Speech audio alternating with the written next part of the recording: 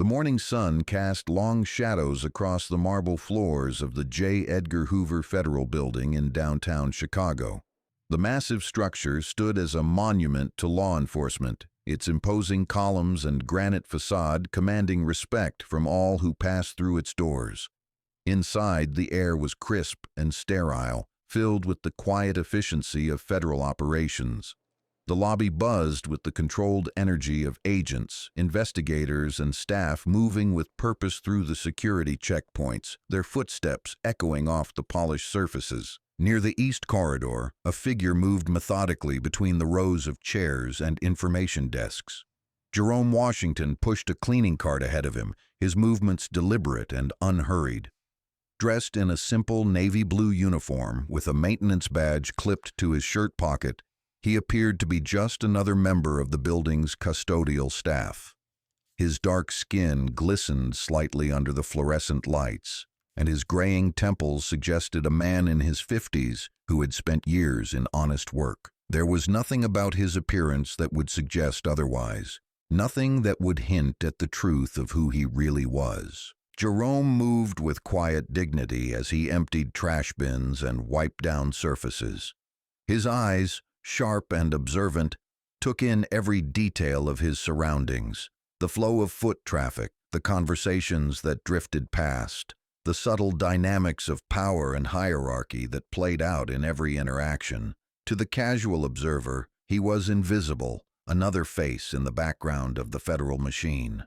But Jerome saw everything, heard everything, and remembered everything. It was a skill that had served him well throughout his career, though few in this building knew the true extent of that career. The morning routine continued without incident until the sound of heavy footsteps echoed through the corridor.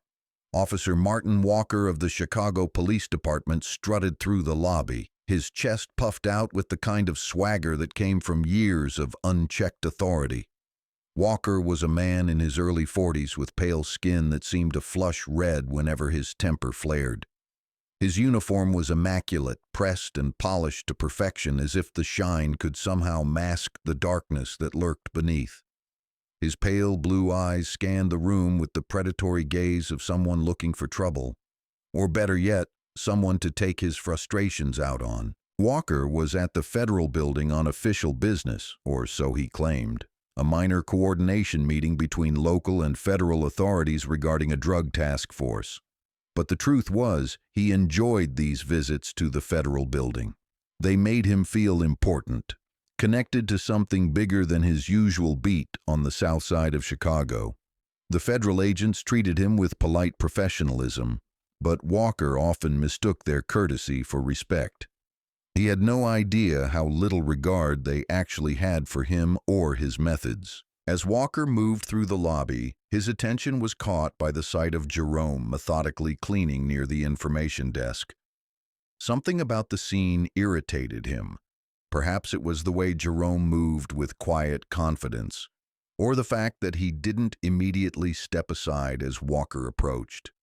Whatever the reason, Walker felt his jaw tighten and his hands clench into fists.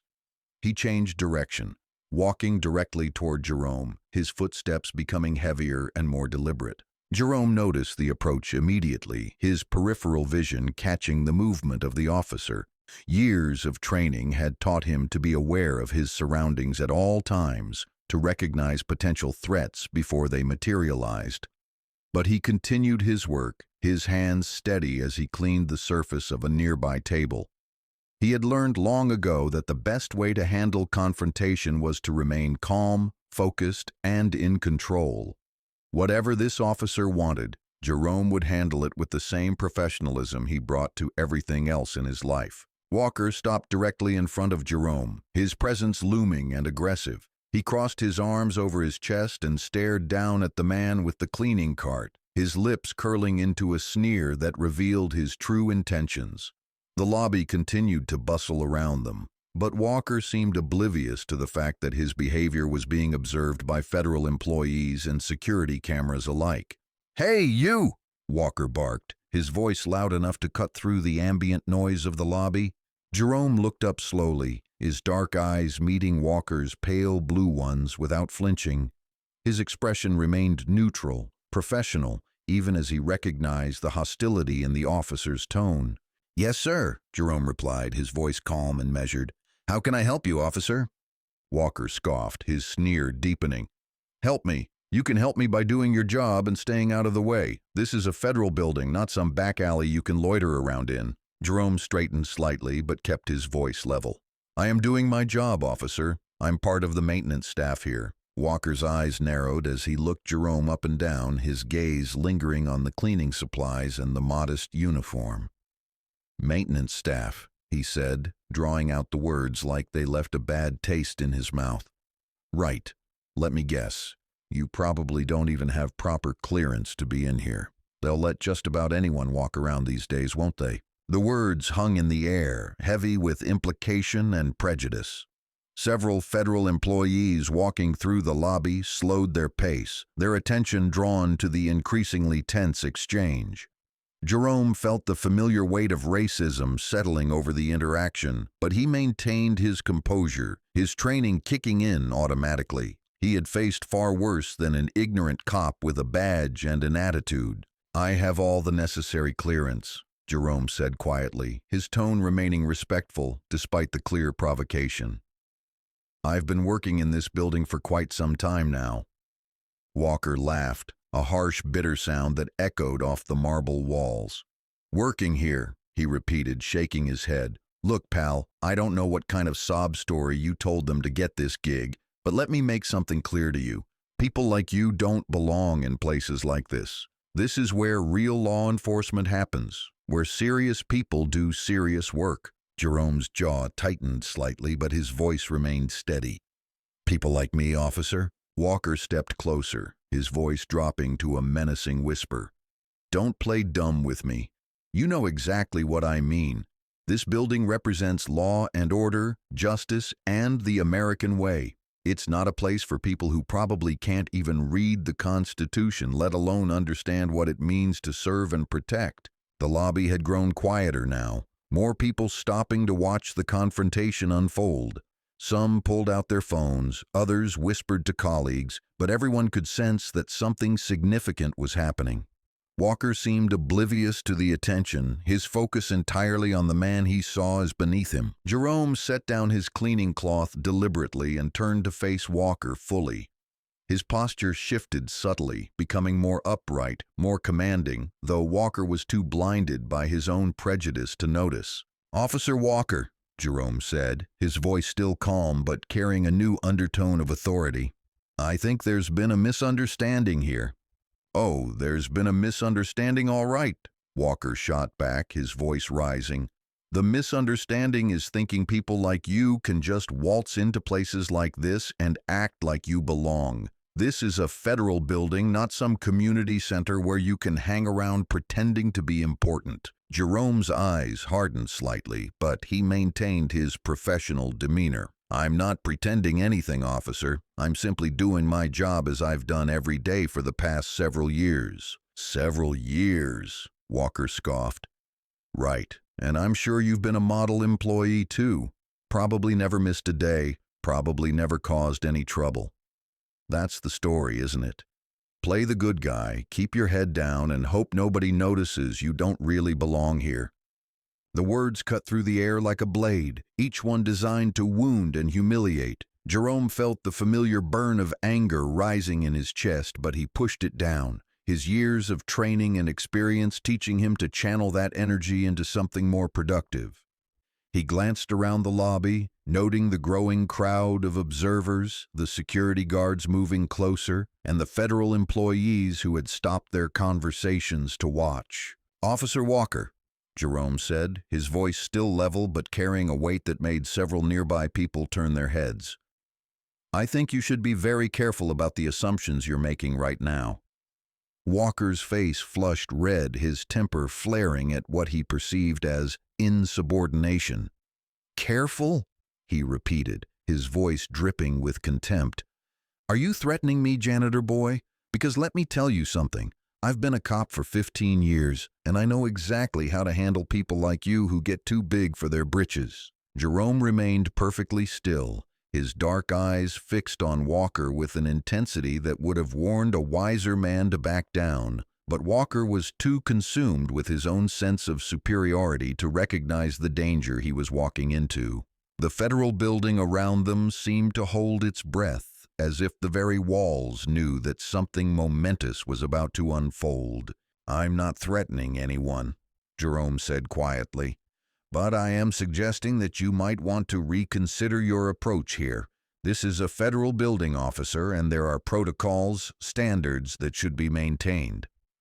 "Or protocols?" Walker barked out a laugh. "Don't lecture me about protocols, Janitor. I know exactly what protocols are, and I know exactly what authority looks like. And what I see here is someone who needs to remember his place." The crowd around them had grown larger now. Federal agents, security personnel, and visitors all drawn to the spectacle unfolding in the lobby.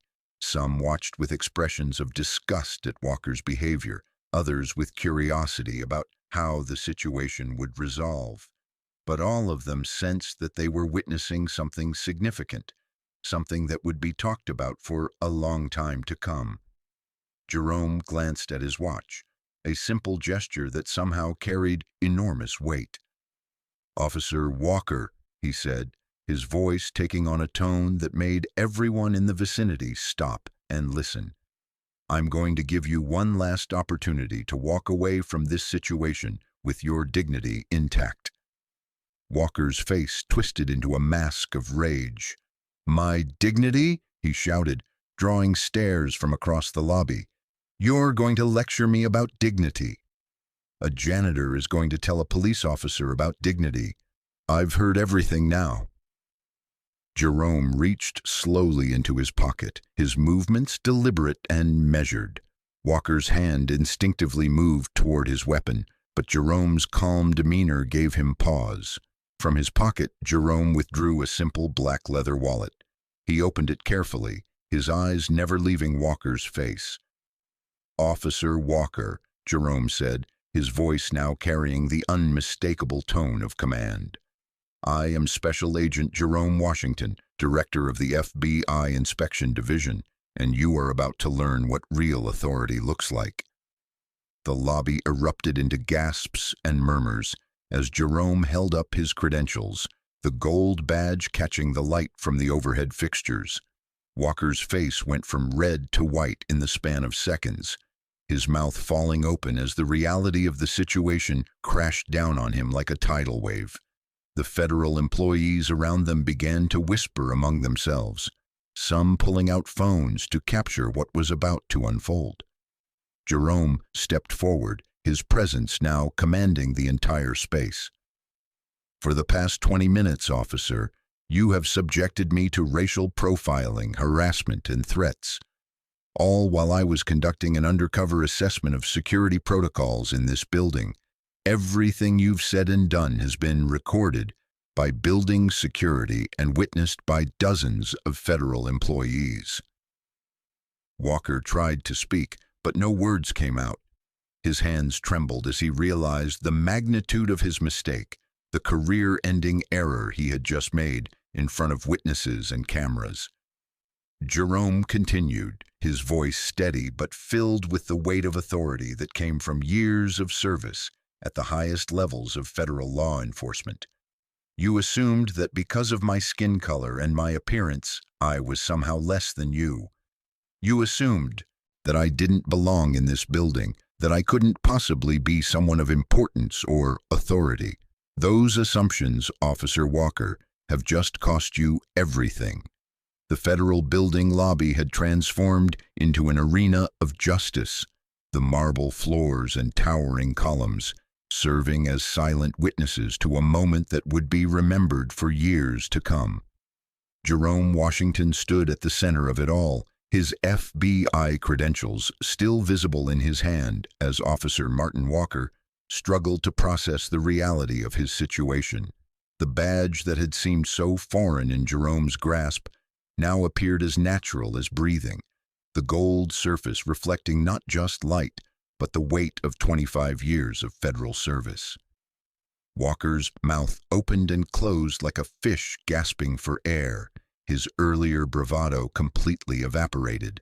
The color had drained from his face, leaving him pale and visibly shaking as the full scope of his error became clear. Around them, the crowd of federal employees, security personnel, and visitors watched with a mixture of fascination and horror as the racist cop who had just minutes before been hurling insults and threats now found himself face to face with one of the most powerful men in federal law enforcement.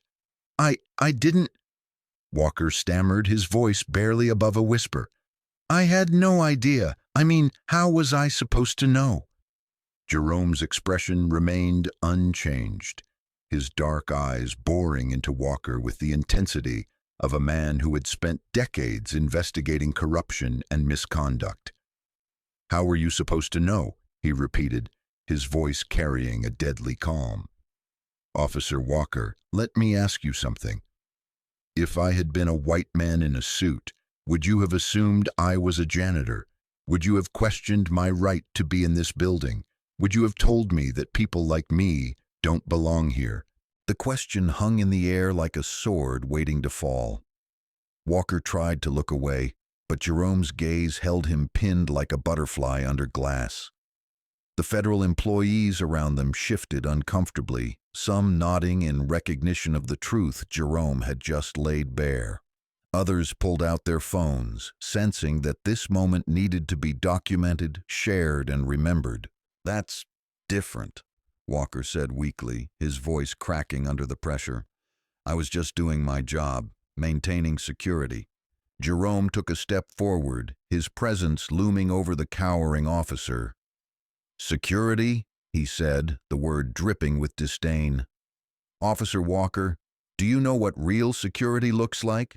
Real security is about protecting people regardless of their color, their background, or their position. Real security is about serving with honor, integrity, and respect for the rights of every citizen. Walker's face flushed again, but this time with shame rather than anger. He tried to straighten his posture to reclaim some semblance of authority, but the damage was done. Every federal employee in the building would know about this incident within the hour. Every law enforcement agency in the city would hear about the cop who racially profiled an FBI director. His career, his reputation, everything he had worked for was crashing down around him. Jerome reached into his jacket pocket again, this time withdrawing a small recording device. The sight of it made Walker's face go even paler, if that was possible. For the past 20 minutes, Jerome said, holding up the device, everything you've said has been recorded. Every racist comment, every threat, every attempt to intimidate me, based on nothing more than the color of my skin and your own prejudiced assumptions. The crowd around them gasped, several people pointing at the device and whispering to one another. Walker looked around desperately, seeking support or sympathy, but found none. Even his fellow officers, who might have backed him up in other circumstances, were nowhere to be seen. He was alone, facing the consequences of his actions with no one to blame but himself. Agent Washington, a voice called from across the lobby. Jerome turned to see Assistant Director Jasmine Parker approaching, her heels clicking sharply against the marble floor. Parker was a tall, elegant woman in her 40s, her dark skin glowing under the building's lights and her natural hair styled in a professional crown around her head. She wore a perfectly tailored black suit that spoke of authority and competence, and her expression as she approached was one of barely controlled fury. Agent Parker, Jerome said, nodding in acknowledgement. I trust you've been monitoring the situation. Parker stopped beside Jerome, her eyes fixed on Walker with the kind of stare that could melt steel. Every word, she said, her voice tight with controlled anger. The entire building heard every disgusting word that came out of this officer's mouth. Walker looked between Jerome and Parker, his confusion evident. He had gone from thinking he was dealing with a simple janitor to realizing he was surrounded by high-ranking federal agents. The weight of his situation was becoming clearer by the moment, and with it the understanding that his life as he knew it was over. Ma'am, Walker said, trying to inject some authority back into his voice. "I'm Officer Martin Walker, Chicago PD. There seems to be some confusion here." Parker's eyebrows rose slightly, her expression one of cold amusement. "Confusion," she repeated. "Officer Walker, the only confusion here is how someone like you managed to become a police officer in the first place. The things you've said, the assumptions you've made, they're not just unprofessional, they're criminal." "Criminal?" Walker protested, his voice rising in desperation. "Now wait just a minute. I haven't done anything criminal. I was just trying to maintain security in a federal building." Jerome stepped forward again, his voice cutting through Walker's protests like a knife. "Officer Walker, racial profiling is a federal crime. Harassment based on race is a federal crime. And what you've done here today, in a federal building, in front of dozens of witnesses and multiple recording devices, constitutes both." The lobby had grown even more crowded now as word of the confrontation spread through the building. Federal agents, investigators, clerical staff, and security personnel had all found reasons to pass through the area. Some pretended to be busy with other tasks, but their attention was clearly focused on the drama unfolding near the information desk. The air was thick with tension and anticipation as everyone waited to see how this would play out. Walker began to sweat, his forehead glistening under the harsh lights. "Look," he said, his voice desperate now. "Maybe I came on a little strong. Maybe I made some assumptions. But that doesn't make me a criminal.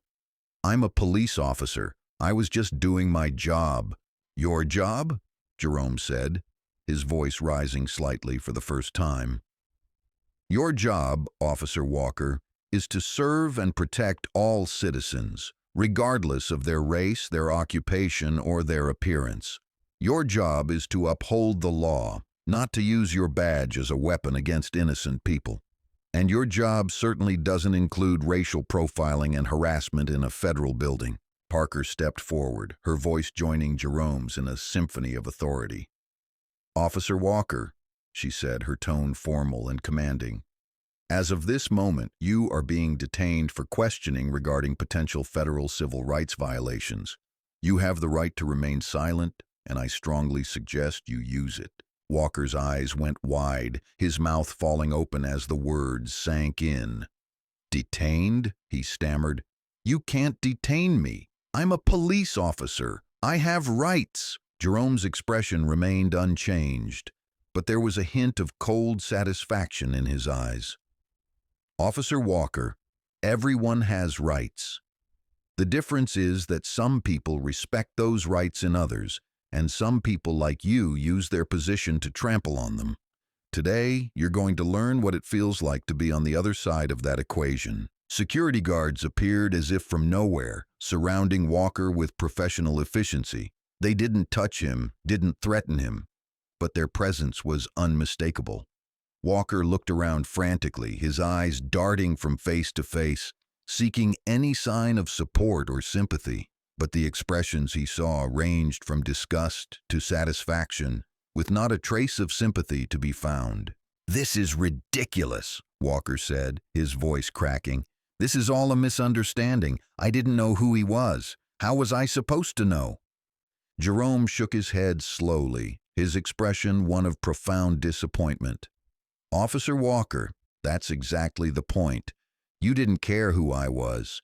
You saw a black man with a cleaning cart and immediately assumed you had the right to harass and demean me. If I had been anyone else, a real custodial worker, a visitor, someone without the power to fight back, you would have treated them exactly the same way." The truth of Jerome's words hit the crowd like a physical blow. Several people nodded in agreement, their faces reflecting the uncomfortable reality he had just articulated.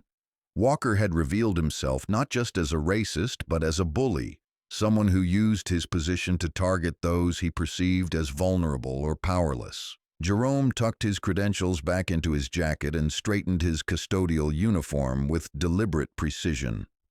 "Officer Walker," he said, his voice returning to its earlier calm but now carrying the unmistakable weight of authority, "you underestimated me today. You thought you could humiliate me, demean me, and walk away without consequences. But what you failed to understand is that truth has a way of revealing itself, and justice has a way of finding even those who think they're above it. Parker stepped forward, her voice joining Jerome's. Officer Walker, you are about to discover that actions have consequences, especially when those actions violate federal law in a federal building in front of federal agents. Your department will be notified of this incident, and a full investigation will be launched into your conduct and your history. Walker's face crumpled, his earlier arrogance replaced by the dawning realization of what he had done. His career was over, his reputation destroyed, and his future uncertain. All because he couldn't see past the color of a man's skin and the assumptions that came with his own prejudice. As the security guards began to escort Walker from the building, Jerome watched with the satisfaction of a man who had seen justice served. The lobby slowly returned to its normal rhythm, but the impact of what had happened would ripple through the building for weeks to come. Word would spread through law enforcement circles throughout the city and beyond. Officer Martin Walker would become a cautionary tale, a reminder of what happened when prejudice met power and lost. Jerome picked up his cleaning cloth and returned to his work, his movements as steady and deliberate as they had been before the confrontation. But now, the federal employees who passed by looked at him with new eyes, seeing not just a custodial worker, but a man who had turned a moment of hatred into a lesson in justice. The morning sun continued to stream through the building's windows, casting new light on old truths and illuminating the path forward for those wise enough to see it. 3 weeks before the confrontation that would change everything, Jerome Washington had walked through the same marble lobby of the J. Edgar Hoover Federal Building, but his purpose then had been entirely different. Dressed in an impeccably tailored charcoal gray suit, his FBI credentials prominently displayed, he had moved through the corridors with the confident stride of a man who belonged in the highest echelons of federal law enforcement. Agents nodded respectfully as he passed, clerical staff stepped aside with deference, and security guards straightened their posture in acknowledgement of his authority. Jerome's corner office on the 7th floor commanded a view of the city skyline, its floor-to-ceiling windows offering a panoramic vista of Chicago's sprawling landscape. The office itself was a testament to his career achievement. Mahogany furniture, leather-bound books lining the walls, and commendations, certificates, and photographs documenting 25 years of service to his country. Behind his desk, an American flag stood proudly beside the FBI flag, both symbols of the institutions he had sworn to serve and protect. That morning, Jerome had been reviewing a particularly troubling file that had landed on his desk.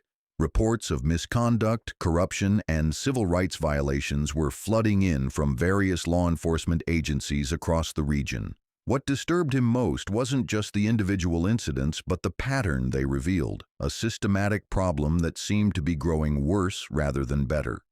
As director of the FBI Inspection Division, Jerome was responsible for investigating allegations of misconduct within the Bureau and coordinating with other agencies to address broader issues of corruption and abuse of power.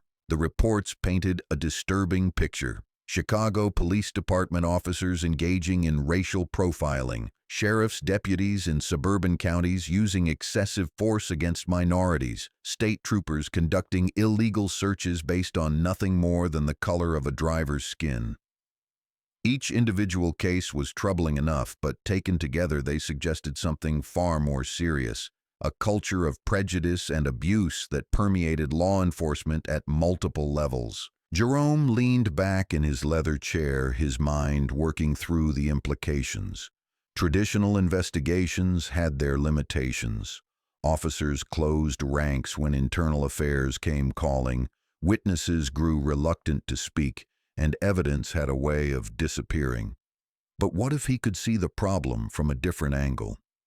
What if he could observe the behavior of law enforcement officers when they thought no one was watching? When they believed they were dealing with someone powerless and insignificant? The idea had been forming in his mind for weeks, but that morning it crystallized into a plan. Jerome picked up his secure phone and dialed a number he knew by heart. "Agent Parker," he said when Jasmine answered, "I need to see you in my office immediately." 20 minutes later, Jasmine Parker sat across from Jerome's desk, her expression serious as she listened to his proposal. "An undercover operation?" she said, her voice thoughtful. "It's certainly unconventional, sir, but I can see the merit in it. If officers are engaging in this kind of behavior with someone they perceive as powerless, they're likely doing it regularly." Jerome nodded, his dark eyes reflecting the gravity of the situation. "That's exactly what I'm thinking. We've been trying to catch these incidents after the fact, relying on victim reports and witness testimony. But what if we could observe them in real time? See how these officers behave when they think no one important is watching?" Jasmine leaned forward, her interest clearly piqued. "What kind of cover are you thinking, sir? Something that would make you essentially invisible to law enforcement but still give you access to public spaces where these interactions occur." Jerome stood and walked to his window, looking out over the city below. "Custodial work," he said simply. "Janitors, maintenance workers, they're everywhere, but nobody really sees them.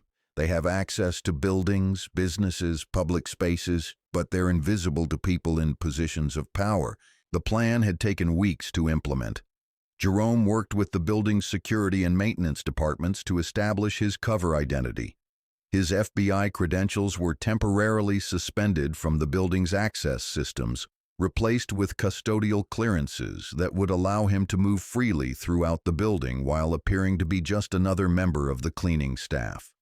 The maintenance uniform, the cart, the supplies, they were all carefully chosen to create the most convincing disguise possible. What Jerome hadn't anticipated was how eye-opening the experience would be.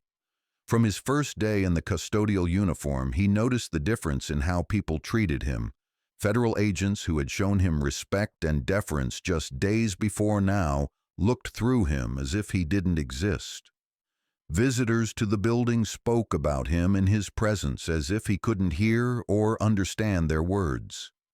Even some of his own colleagues failed to recognize him, or treated him with casual dismissal when they thought he was just another maintenance worker. But it was the law enforcement officers visiting the building who revealed the most about themselves. Local cops, state troopers, sheriff's deputies, they all seemed to view the custodial staff as beneath their notice. Some were simply indifferent, but others displayed the kind of casual contempt that Jerome found deeply disturbing. They would leave messes for the cleaning staff to handle, make demands without saying please or thank you, and generally behave as if the building's maintenance workers were servants rather than fellow human beings. Jerome documented everything he observed, keeping detailed notes about interactions, behavior patterns, and attitudes. He recorded conversations when possible and made mental notes about officers who seemed particularly problematic. What he discovered was worse than he had expected. The culture of disrespect and prejudice wasn't limited to a few bad actors. It was endemic, widespread, and systemic. One officer from a suburban department had referred to the custodial staff as "those people" when complaining about the cleanliness of a conference room. Another had made jokes about how diversity hiring had probably lowered the standards for federal building maintenance. A third had openly speculated about whether the cleaning staff had proper immigration status. Each incident was another piece of evidence in the growing case Jerome was building against the culture of prejudice that seemed to infect law enforcement at multiple levels. But Walker had been different from the start. During his first visit to the building, 2 weeks into Jerome's undercover operation, the Chicago PD officer had displayed a level of hostility and contempt that stood out even among the other problematic cases Jerome had observed. Walker had walked through the lobby like he owned the place, his chest puffed out and his eyes scanning for someone, anyone, to assert his authority over. When Walker had spotted Jerome emptying trash near the security checkpoint, he had stopped and stared, his lips curling into a sneer that revealed his true nature. He hadn't said anything that first time, but Jerome had felt the weight of his contempt. the unspoken assumptions and prejudices that radiated from the officer like heat from a furnace. Jerome had made a mental note to pay special attention to Walker during future visits. The second encounter had been worse. Walker had walked past Jerome working near the elevators and had deliberately bumped into his cart, sending cleaning supplies scattering across the floor.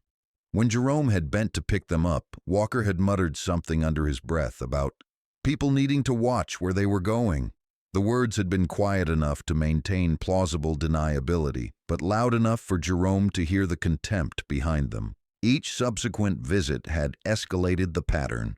Walker would find excuses to walk past Jerome, would make increasingly bold comments about building security and the quality of maintenance staff, would stare with barely concealed hostility. It was as if the officer was testing boundaries, seeing how far he could push before someone pushed back. What he didn't realize was that Jerome was documenting every interaction, building a case that would eventually destroy everything Walker thought he knew about power and authority. The third week had brought the most revealing incident yet. Walker had been leaving a meeting when he spotted Jerome cleaning near the building's main information desk. Instead of simply walking past, he had stopped and struck up a conversation with one of the federal agents nearby. But his words had been chosen carefully, designed to be overheard by Jerome while maintaining the pretense of a casual conversation. "You know," Walker had said, his voice carrying just loud enough to be heard, "I've been coming to this building for months now, and I have to say the maintenance standards have really gone downhill. I mean, look at this place. They'll hire just about anyone these days, won't they?" The federal agent had looked uncomfortable, clearly recognizing the racist undertones, but had simply nodded and excused himself from the conversation. Walker had smiled, satisfied with his ability to insult Jerome while maintaining plausible deniability. What he didn't know was that Jerome had captured every word on his concealed recording device, and that his comments were being witnessed by multiple federal employees who would later serve as witnesses if needed. Jerome had continued his work that day, his expression unchanged but his mind working furiously. Walker was exactly the kind of officer he had designed this operation to expose, someone whose prejudices ran so deep that he couldn't help but reveal them, even in a federal building surrounded by agents and cameras. The man was a walking textbook example of everything wrong with modern law enforcement, and Jerome was going to make sure the world knew it. The plan for the final confrontation had been carefully orchestrated. Jerome had arranged for additional security personnel to be in the lobby, had ensured that building cameras were functioning properly, and had coordinated with Parker to have federal agents positioned throughout the area. When Walker arrived that morning for another routine meeting, Jerome had been ready for him. What Jerome hadn't fully anticipated was the depth of Walker's racism, the sheer audacity of his assumptions, and the viciousness of his attacks. Even for someone who had spent years investigating hate crimes and civil rights violations, the encounter had been shocking in its intensity. Walker hadn't just made racist assumptions, he had doubled down on them, even when given multiple opportunities to back away from the confrontation.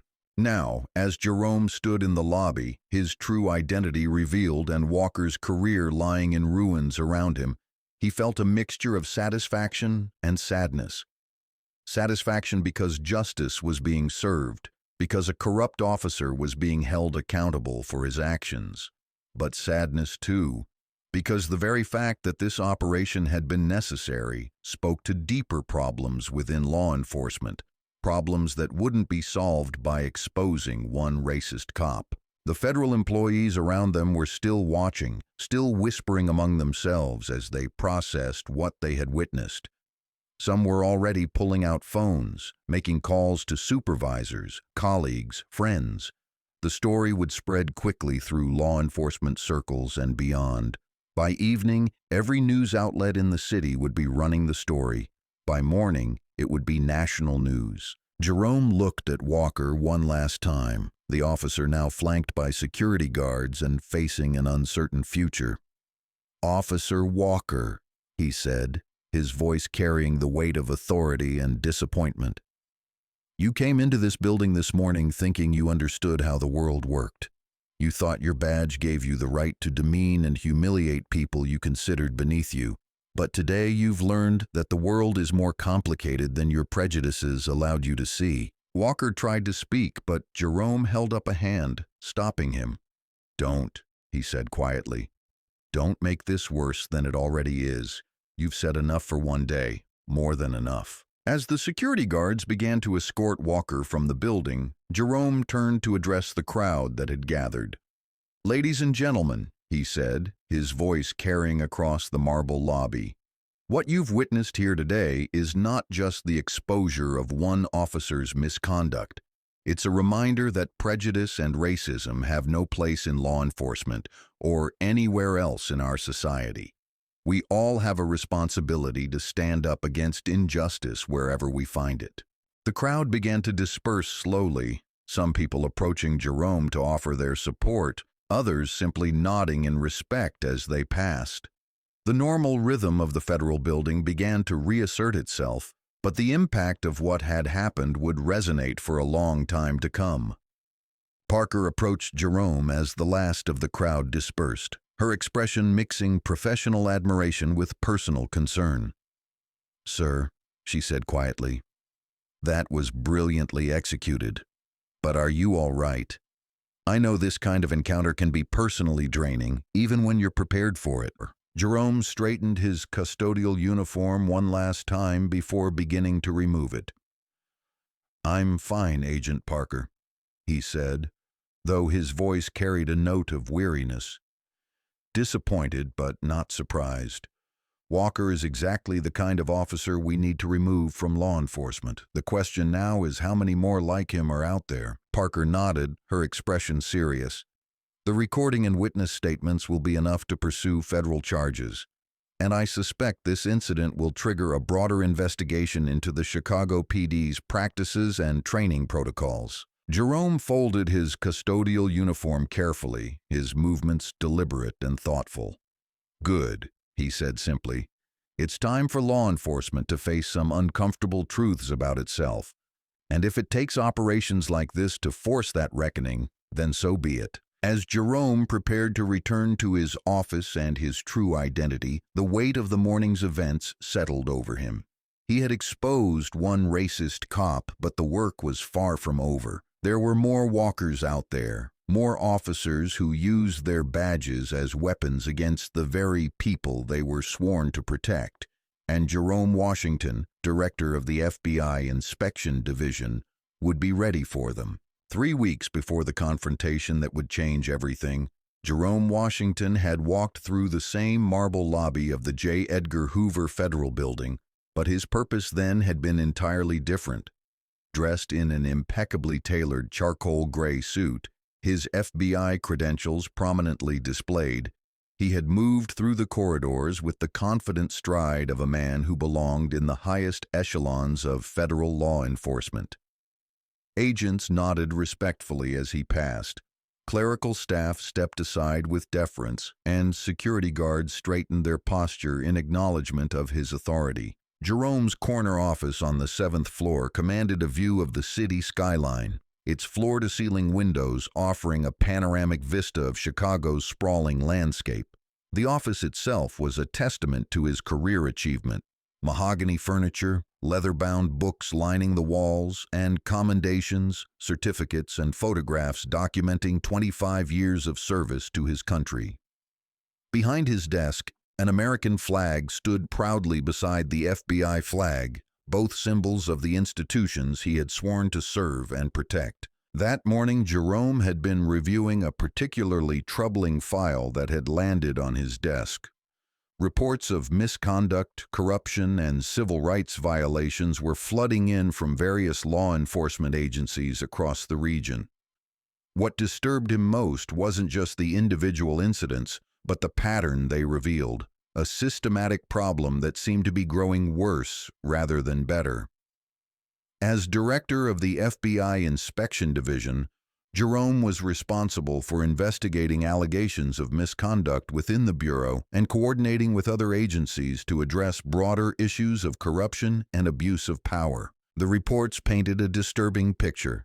Chicago Police Department officers engaging in racial profiling, sheriff's deputies in suburban counties using excessive force against minorities, state troopers conducting illegal searches based on nothing more than the color of a driver's skin.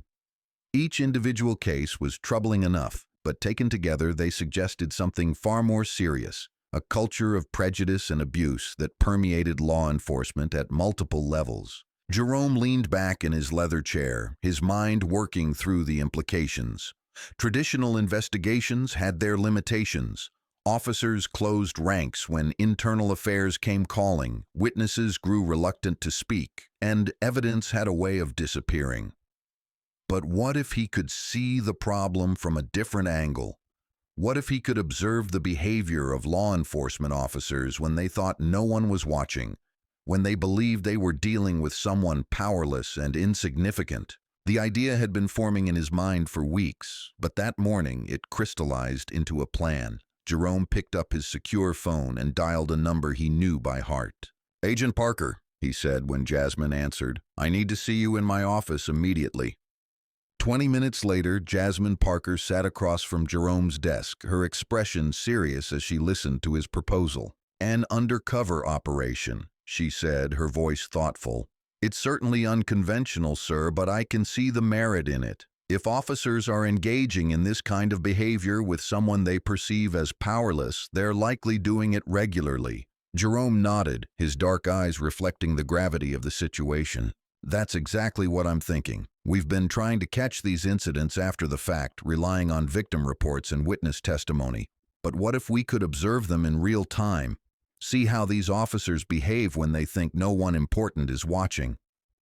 Jasmine leaned forward, her interest clearly piqued. "What kind of cover are you thinking, sir?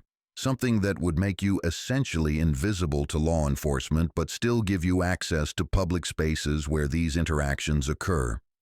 Jerome stood and walked to his window, looking out over the city below. "Custodial work," he said simply. "Janitors, maintenance workers, they're everywhere, but nobody really sees them.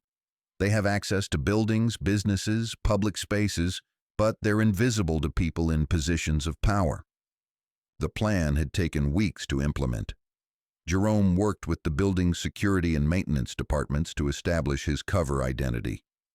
His FBI credentials were temporarily suspended from the building's access systems, replaced with custodial clearances that would allow him to move freely throughout the building while appearing to be just another member of the cleaning staff. The maintenance uniform, the cart, the supplies, they were all carefully chosen to create the most convincing disguise possible. What Jerome hadn't anticipated was how eye-opening the experience would be. From his first day in the custodial uniform, he noticed the difference in how people treated him. Federal agents who had shown him respect and deference just days before now looked through him as if he didn't exist. Visitors to the building spoke about him in his presence as if he couldn't hear or understand their words. Even some of his own colleagues failed to recognize him or treated him with casual dismissal when they thought he was just another maintenance worker. But it was the law enforcement officers visiting the building who revealed the most about themselves. Local cops, state troopers, sheriff's deputies, they all seemed to view the custodial staff as beneath their notice. Some were simply indifferent, but others displayed the kind of casual contempt that Jerome found deeply disturbing. They would leave messes for the cleaning staff to handle, make demands without saying please or thank you, and generally behave as if the building's maintenance workers were servants rather than fellow human beings. Jerome documented everything he observed, keeping detailed notes about interactions, behavior patterns, and attitudes. He recorded conversations when possible and made mental notes about officers who seemed particularly problematic. What he discovered was worse than he had expected. The culture of disrespect and prejudice wasn't limited to a few bad actors. It was endemic, widespread, and systemic. One officer from a suburban department had referred to the custodial staff as "those people" when complaining about the cleanliness of a conference room. Another had made jokes about how diversity hiring had probably lowered the standards for federal building maintenance. A third had openly speculated about whether the cleaning staff had proper immigration status. Each incident was another piece of evidence in the growing case Jerome was building against the culture of prejudice that seemed to infect law enforcement at multiple levels. But Walker had been different from the start. During his first visit to the building 2 weeks into Jerome's undercover operation, the Chicago PD officer had displayed a level of hostility and contempt that stood out even among the other problematic cases Jerome had observed. Walker had walked through the lobby like he owned the place, his chest puffed out and his eyes scanning for someone, anyone, to assert his authority over. When Walker had spotted Jerome emptying trash near the security checkpoint, he had stopped and stared, his lips curling into a sneer that revealed his true nature. He hadn't said anything that first time, but Jerome had felt the weight of his contempt, the unspoken assumptions and prejudices that radiated from the officer like heat from a furnace. Jerome had made a mental note to pay special attention to Walker during future visits. The second encounter had been worse. Walker had walked past Jerome working near the elevators and had deliberately bumped into his cart, sending cleaning supplies scattering across the floor. When Jerome had bent to pick them up, Walker had muttered something under his breath about people needing to watch where they were going. The words had been quiet enough to maintain plausible deniability, but loud enough for Jerome to hear the contempt behind them. Each subsequent visit had escalated the pattern. Walker would find excuses to walk past Jerome, would make increasingly bold comments about building security and the quality of maintenance staff, would stare with barely concealed hostility. It was as if the officer was testing boundaries, seeing how far he could push before someone pushed back. What he didn't realize was that Jerome was documenting every interaction, building a case that would eventually destroy everything Walker thought he knew about power and authority. The third week had brought the most revealing incident yet. Walker had been leaving a meeting when he spotted Jerome cleaning near the building's main information desk.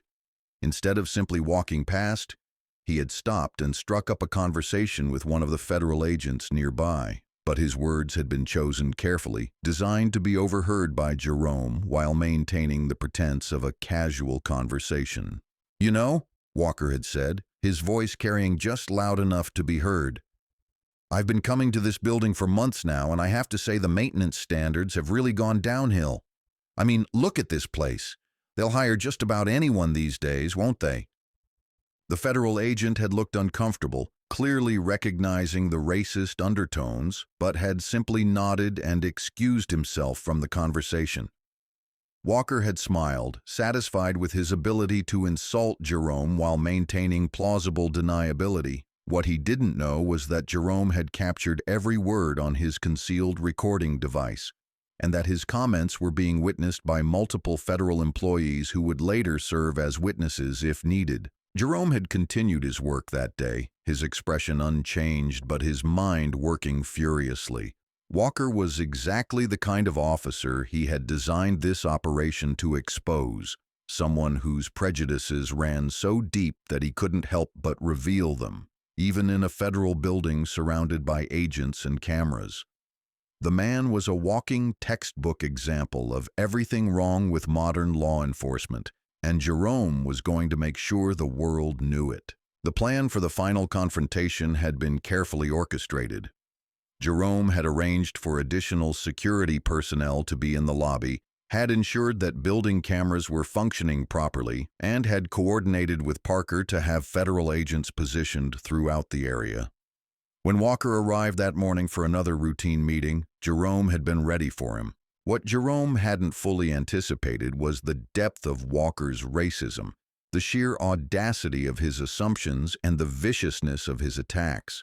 Even for someone who had spent years investigating hate crimes and civil rights violations, The encounter had been shocking in its intensity. Walker hadn't just made racist assumptions, he had doubled down on them, even when given multiple opportunities to back away from the confrontation. Now, as Jerome stood in the lobby, his true identity revealed and Walker's career lying in ruins around him, he felt a mixture of satisfaction and sadness.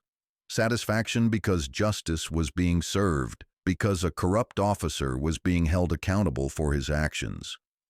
But sadness, too, because the very fact that this operation had been necessary spoke to deeper problems within law enforcement. Problems that wouldn't be solved by exposing one racist cop. The press conference room at the FBI field office buzzed with anticipation as reporters from every major news outlet in Chicago and several national networks set up their equipment. The story had broken on social media, first grainy cell phone videos and eyewitness accounts spreading like wildfire across Twitter and Facebook. Within hours, it had caught the attention of newsrooms across the country, and by noon, every major network was scrambling to get their crews to Chicago for what was shaping up to be one of the biggest law enforcement stories of the year. Jerome Washington stood backstage reviewing his notes one final time. He had changed from his custodial uniform back into his standard FBI attire, a crisp navy blue suit, white shirt, and red tie that spoke of federal authority and professional competence. But the transformation was more than cosmetic. In reclaiming his true identity, Jerome was also reclaiming his voice, his platform, and his power to effect change on a national scale. Assistant Director Jasmine Parker appeared at his side, her expression serious but supportive. "The room is packed, sir," she said quietly. "We've got local media, national networks, and several civil rights organizations represented. There's also a significant social media presence with multiple live streams already running." Jerome nodded, his dark eyes reflecting the gravity of the moment. This story needed to be told correctly with all the facts and context that would help people understand not just what had happened, but what it represented. The incident with Walker was just the tip of the iceberg, a visible symptom of problems that ran much deeper through American law enforcement. "Any word on Walker's status?" Jerome asked as they prepared to take the stage. Parker's expression darkened slightly. "He's been processed and released on his own recognizance pending federal charges. His lawyer is already trying to control the narrative, claiming this was all a misunderstanding and that Walker had no way of knowing who you were." Jerome's jaw tightened slightly. The lawyer's strategy was predictable but ultimately irrelevant. The point wasn't whether Walker knew Jerome's true identity. The point was that he had felt comfortable engaging in racist harassment because he believed his target was powerless to fight back. That revealed everything anyone needed to know about Walker's character and his fitness to serve as a police officer. "Ladies and gentlemen," the press secretary announced from the podium, "FBI Director Jerome Washington will now make a statement regarding this morning's incident at the federal building." Jerome walked onto the stage, his presence immediately commanding the room. Camera flashes erupted like lightning, the bright lights reflecting off his FBI badge and the American flag backdrop behind the podium. He approached the microphone with measured steps, his expression serious but determined. The room fell silent as he began to speak. "Good afternoon," Jerome said, his voice clear and authoritative. "I'm here today to address an incident that occurred this morning at the J. Edgar Hoover Federal Building here in Chicago. What I'm about to tell you is not just the story of one officer's misconduct, but a reflection of broader issues that demand our attention and action." Jerome paused, letting his words settle over the crowd before continuing. "This morning, while conducting an undercover assessment of building security protocols, I was approached by Officer Martin Walker of the Chicago Police Department. Officer Walker immediately began questioning my right to be in the building based solely on my appearance and his own prejudiced assumptions." The reporters leaned forward, their pens moving quickly across notepads as Jerome continued his account. "For 20 minutes, Officer Walker subjected me to racial harassment, verbal abuse, and threats.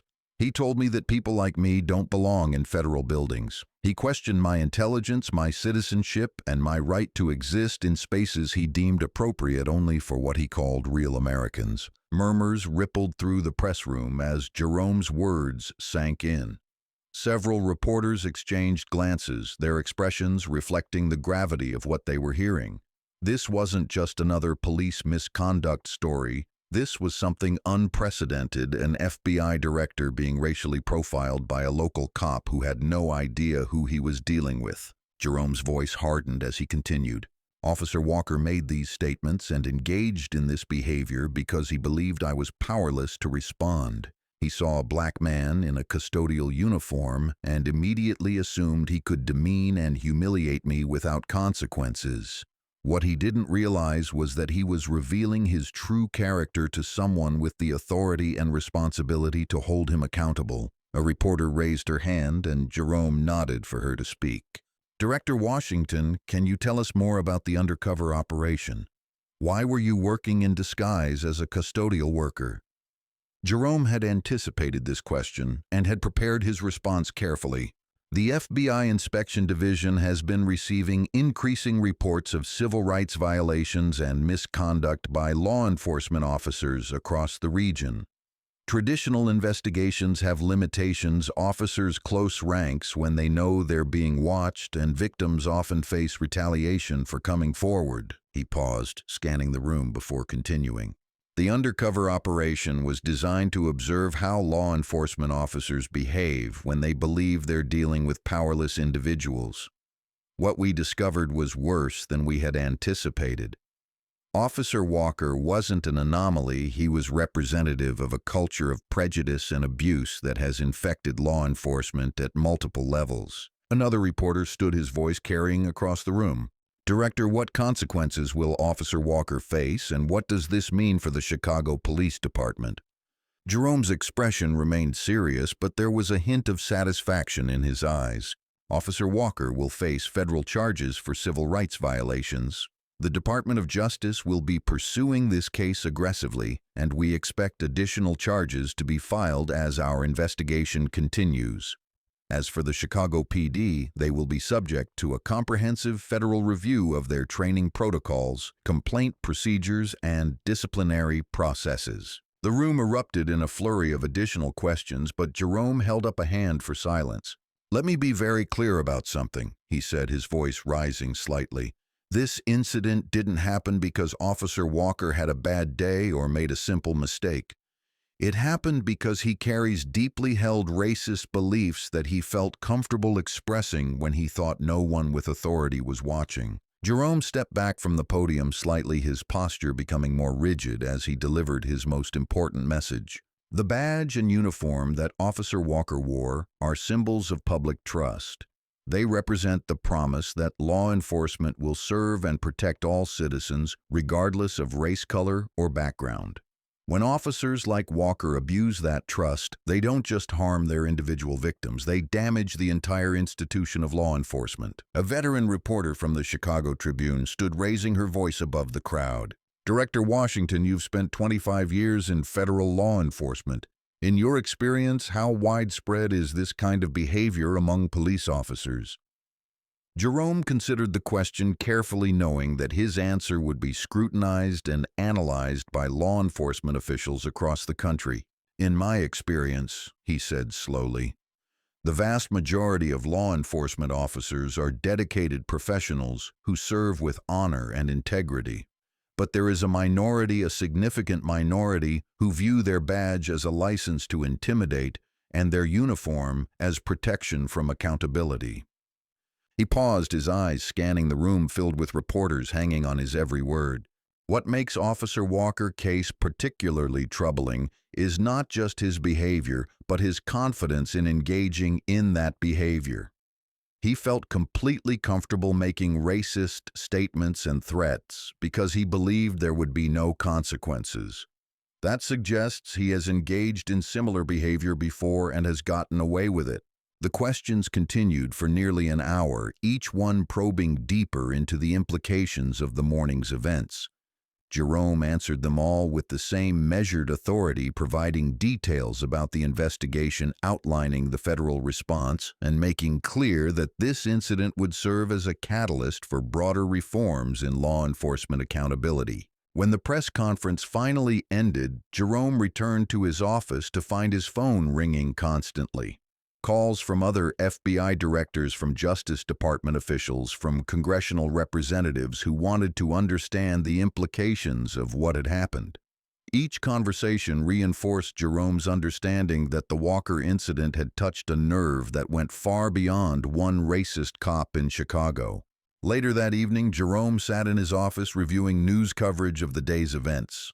Every major network had led with the story. Social media was exploding with commentary, analysis, and outrage. The hashtag FBI Director Profiled was trending nationwide, with thousands of people sharing their own experiences of police misconduct and racial bias. Parker knocked on his doorframe, entering when Jerome gestured for her to come in. "Sir," she said, her voice mixing professional update with personal concern. "The response has been overwhelming. We've received over 200 calls from people reporting similar incidents with law enforcement officers. The Civil Rights Division is requesting additional resources to handle the influx of complaints." Jerome leaned back in his chair, the weight of the day's events settling over him. Each of those calls represented someone who had been treated the way Walker had tried to treat him, someone who had been dismissed, humiliated, or worse because of their race or appearance. The difference was that most of those people hadn't had the power or platform to fight back. "What's the status on Walker?" Parker asked, taking a seat across from his desk. Jerome's expression hardened. "He's been formally charged with federal civil rights violations. His lawyer is trying to negotiate a plea, but the evidence is overwhelming. The recording, the witness statements, the security footage, it's all admissible and it's all damning."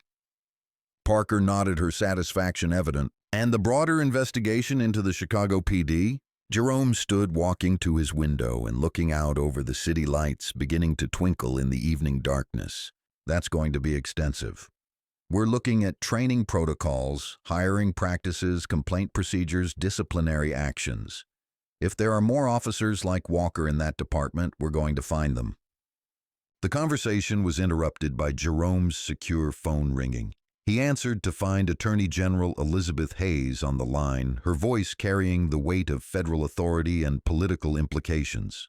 "Jerome," she said without preamble, "I've been briefing the president on today's incident. He wants to know what resources you need to ensure a thorough investigation." Jerome felt a surge of satisfaction. Support from the highest levels of government meant that this investigation would have the backing and resources necessary to create real change. "We'll need additional agents, Mr. Attorney General. This is bigger than just one officer or one department. We're looking at systemic issues that require a comprehensive response." "You'll have whatever you need," Hayes assured him. "The president has made it clear that civil rights violations in law enforcement will not be tolerated. This case has his full attention and support." After the call ended, Jerome returned to his desk where Parker was organizing files and preparing for the intensive investigation that lay ahead. The Walker incident had opened a door that had been closed for too long, a door that revealed the ugly reality of racism and abuse within law enforcement. Now they had the opportunity and the mandate to walk through that door and demand accountability from those who had hidden behind badges and uniforms for too long. "Sir," Parker said, looking up from her files, "there's something else you should know.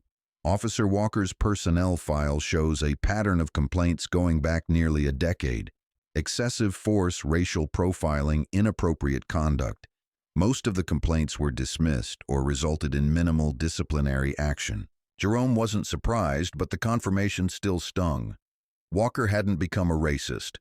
Overnight, his behavior had been enabled and protected by a system that valued loyalty over accountability, that chose to ignore problems rather than address them. Chief Stone and his leadership team would have to answer for that failure, just as Walker would have to answer for his crimes. The evening news broadcasts were leading with the story reporters standing outside the federal building and the Chicago police headquarters providing updates and analysis. Jerome watched several of the reports, noting how the narrative was being shaped and how the public was responding. The overwhelming reaction was one of outrage and support for his actions, but there were also voices defending Walker, claiming he had been entrapped or treated unfairly. Those voices, Jerome knew, represented the real challenge ahead. Changing laws and policies was relatively straightforward, but changing hearts and minds was much more difficult. There would always be people who believed that Walker had done nothing wrong, that Jerome had somehow orchestrated the incident for political gain, that racism in law enforcement was exaggerated or overblown. But Jerome had the evidence, the witnesses, and the platform to tell the truth. More importantly, he had the authority to demand change and the resources to make that change stick. Officer Walker had thought he was dealing with someone powerless, someone who could be intimidated and dismissed without consequences. Instead, he had revealed his true nature to someone with the power to ensure that justice was served and that accountability was demanded. As the night wore on, Jerome continued to receive calls and messages from colleagues, supporters, and fellow law enforcement officials. Some expressed outrage at Walker's behavior. Others shared their own experiences with racism in law enforcement, and many offered their support for the investigation and reforms that would follow. The morning's confrontation had lasted only 20 minutes, but its impact would be felt for years to come. Officer Walker had walked into the federal building as a representative of law enforcement. He would leave as a symbol of everything wrong with policing in America.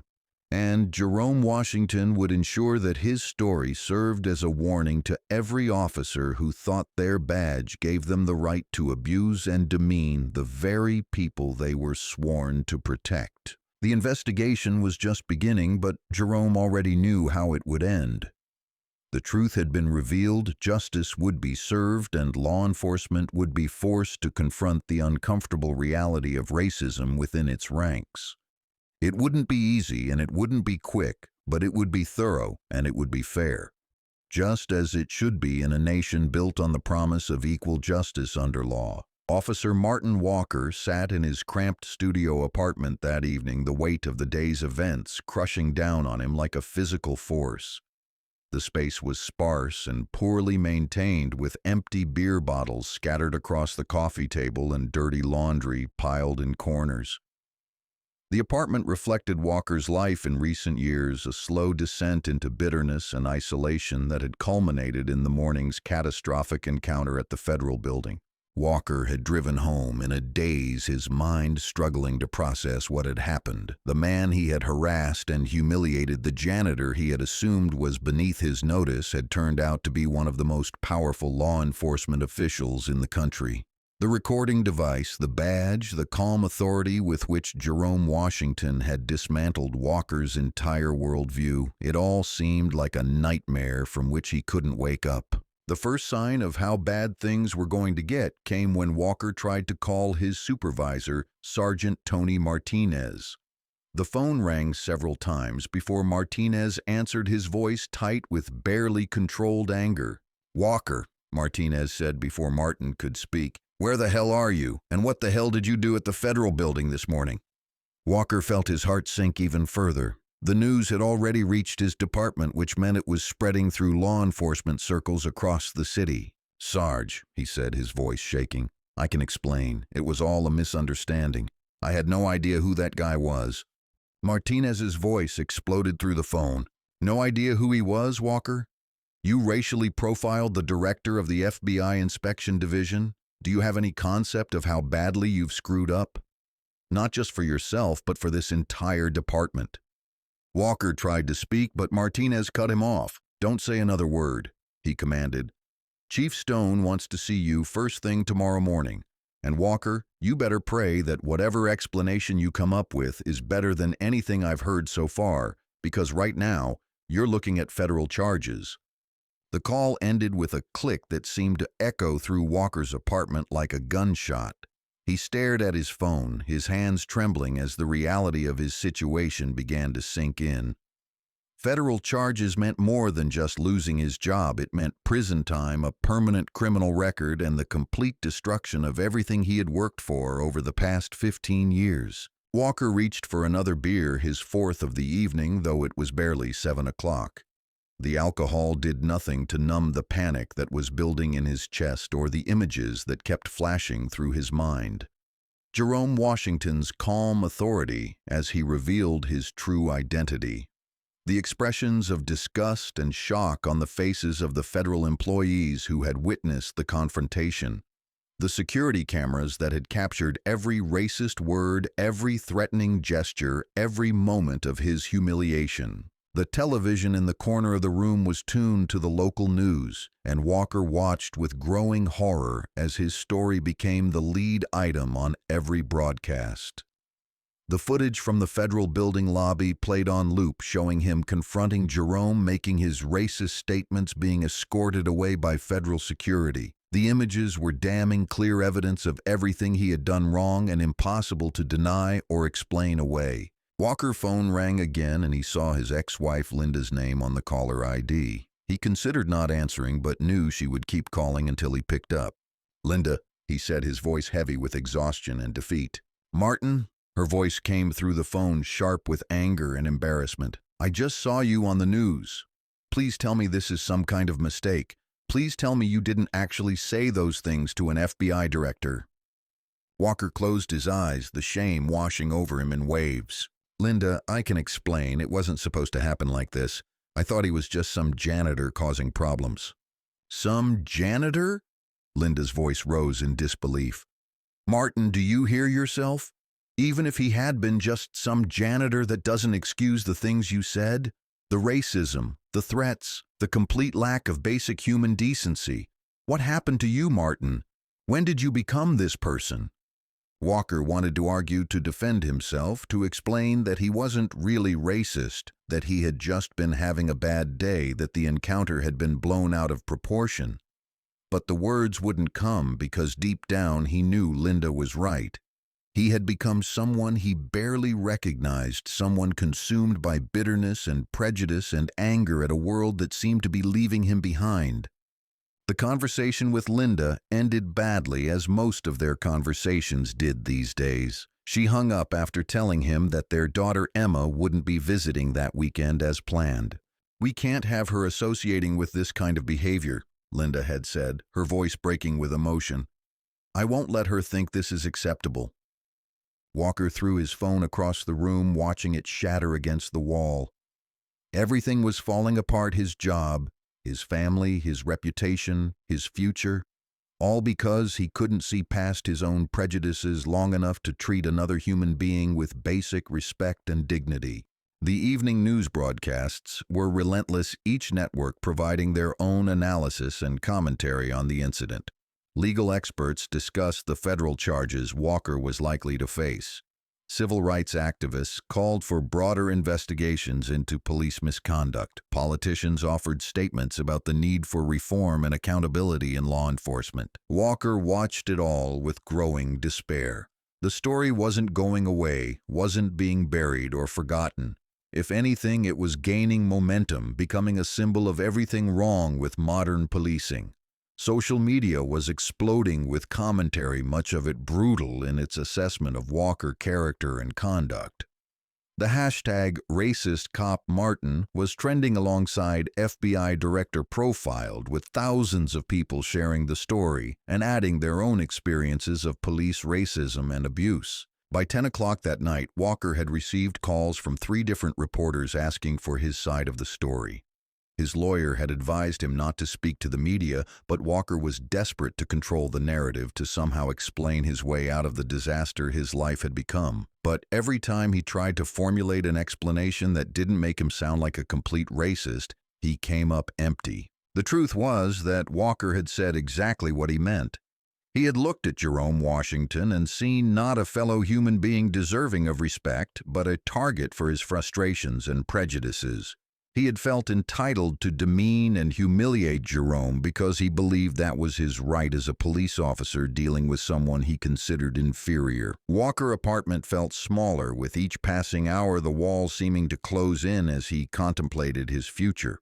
Federal charges meant he would likely face prison time. Even if he avoided conviction, the legal process would bankrupt him financially and emotionally. His career in law enforcement was over. No department would hire someone with his record and reputation.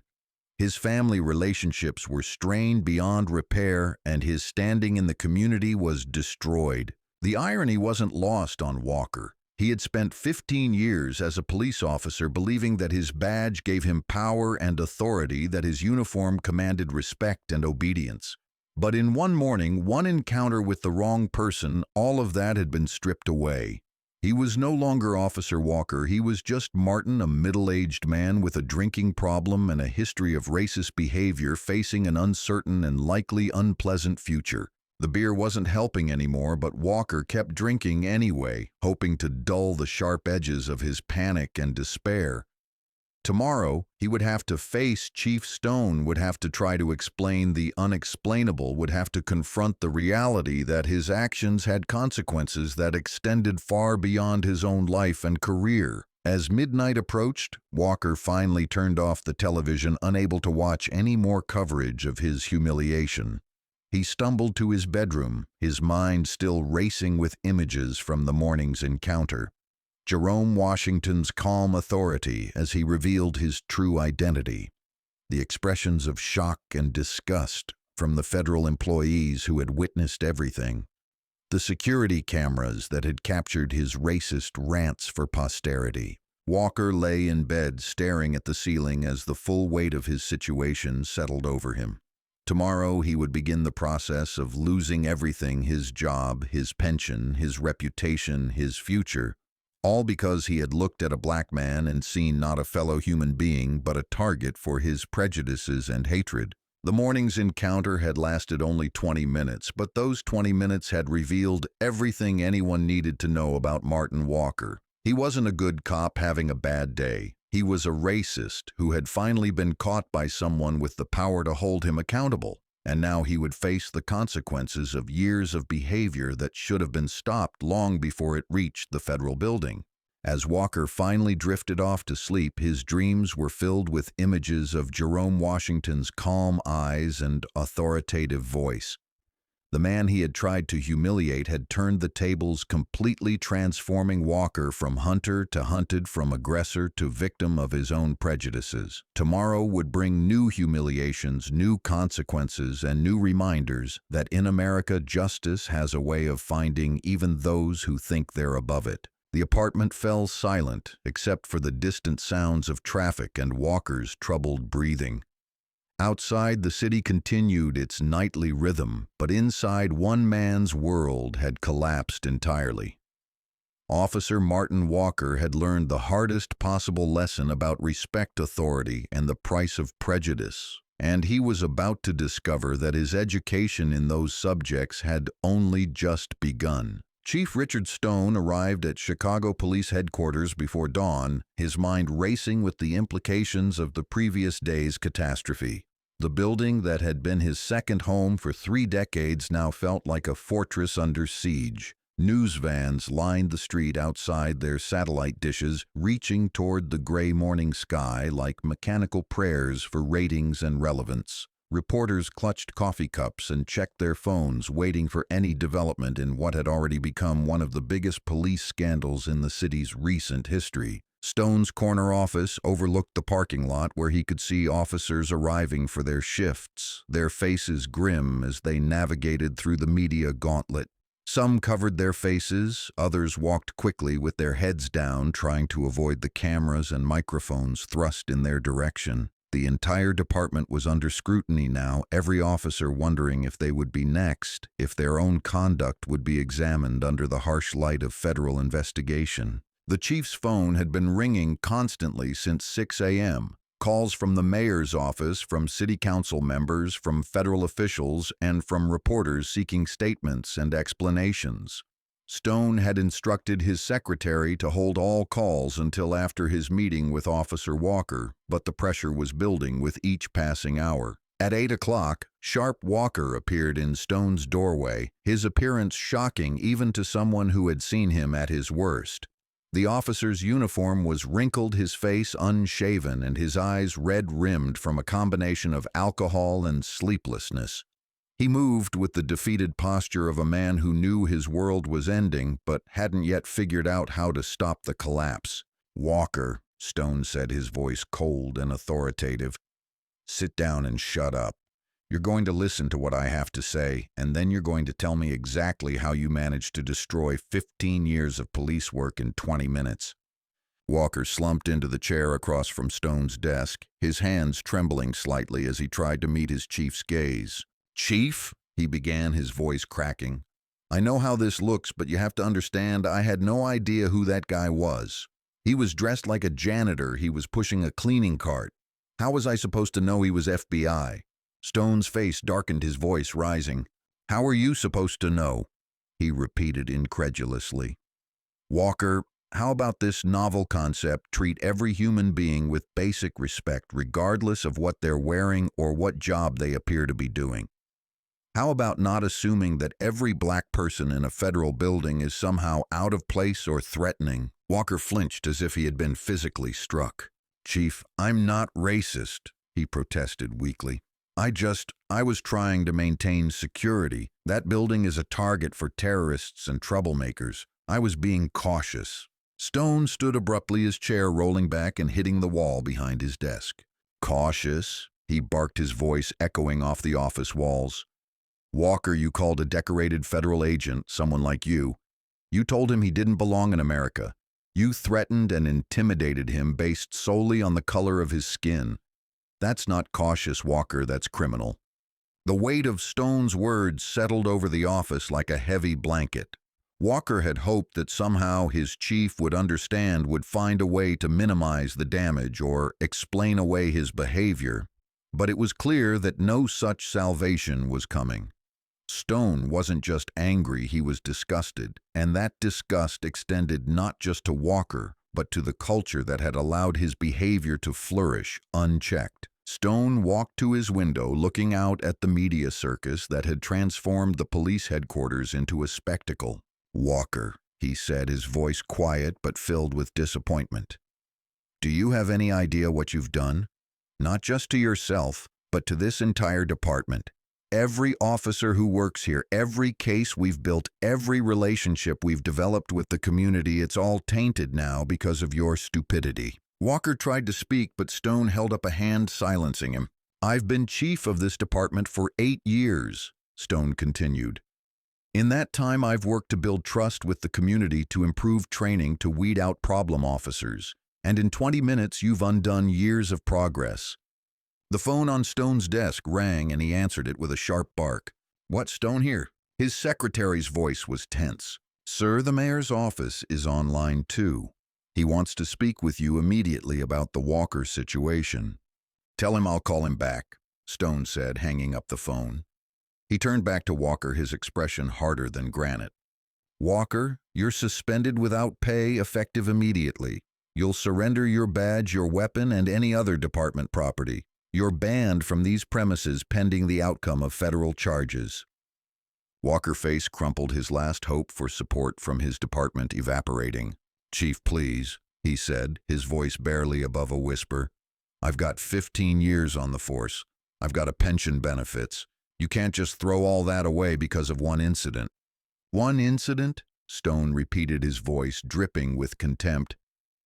"Walker, I've been reviewing your personnel files since yesterday afternoon.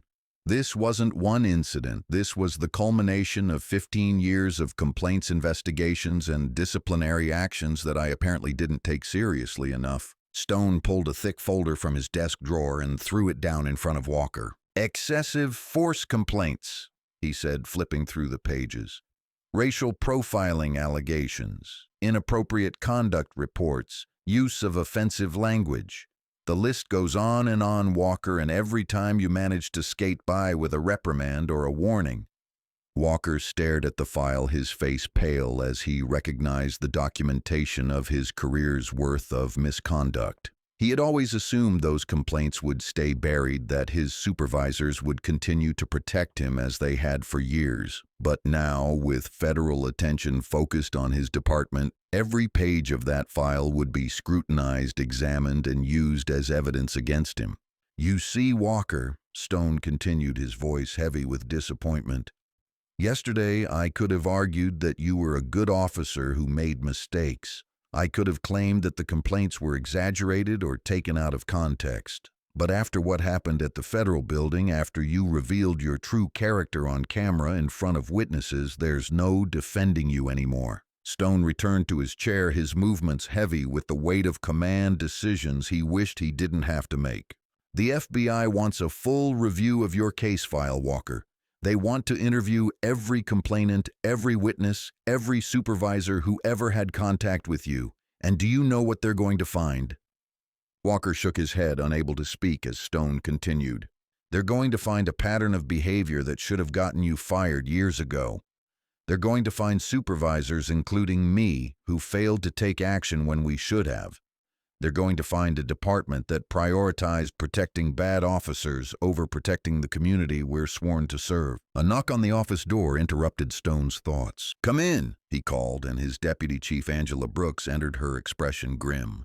"Chief," she said, her voice tight with concern, "we've got a problem. 3 more officers have been placed on administrative leave pending review of their complaint files." Stone felt his heart sink even further. The FBI investigation was expanding already, reaching beyond Walker to examine other officers with problematic histories. Brooks continued, her voice becoming more strained. "There's also been a development with Officer Walker's case. His lawyer is claiming entrapment, saying that the FBI director deliberately provoked the confrontation." Walker looked up hopefully at the mention of entrapment, but Stone's expression killed any optimism before it could take root. "Entrapment," Stone said, his voice dripping with scorn. "Walker, you racially profiled, harassed, and threatened a federal agent for 20 minutes. Nobody forced you to do that. Nobody tricked you into revealing your true character. You did that all by yourself." Brooks nodded her agreement. "The FBI has released additional footage from the building's security cameras. It shows Director Washington simply doing his job as a custodial worker while Officer Walker approached him unprovoked and began the harassment. There's no evidence of entrapment or provocation on the director's part." Walker slumped further in his chair, the last of his hope fading away. His lawyer's strategy was falling apart before it had even been fully formed. The evidence against him was overwhelming, the witnesses were credible, and the federal government had unlimited resources to pursue the case. He was trapped, completely and utterly trapped, by his own actions and words. Stone stood again, pacing to his window where he could see the media crowd growing larger. "Walker," he said without turning around, "I want you to understand something. This isn't just about you anymore. Your actions have triggered a federal investigation that could result in a consent decree, federal oversight, and years of monitoring and reform. Hundreds of good officers are going to pay the price for your stupidity." The weight of collective responsibility settled over Walker like a lead blanket. He had never considered that his individual actions could have such far-reaching consequences, that his personal prejudices could damage an entire institution. But now he was forced to confront the reality that his behavior hadn't existed in a vacuum, that it reflected and contributed to broader problems within law enforcement. Chief Stone's phone rang again, and this time he answered it immediately. "Stone here," he said, his voice professional despite the chaos surrounding him. "Yes, sir, I understand. We'll have our full cooperation ready within the hour." When he hung up, Stone turned back to Walker, his expression grimmer than before. That was the FBI, Walker.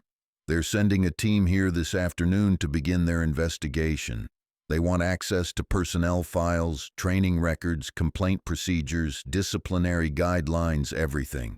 Walker realized that his case was just the beginning, that the federal investigation would uncover problems throughout the department. Other officers with complaint histories would be scrutinized. Supervisors who had failed to take action would be held accountable, and the entire culture of the Chicago PD would be examined under a microscope. Brooks stepped forward, her voice carrying a note of urgency. "Chief, we need to consider damage control. The media is asking for statements, the mayor's office is demanding answers, and the police union is threatening to fight any federal interference."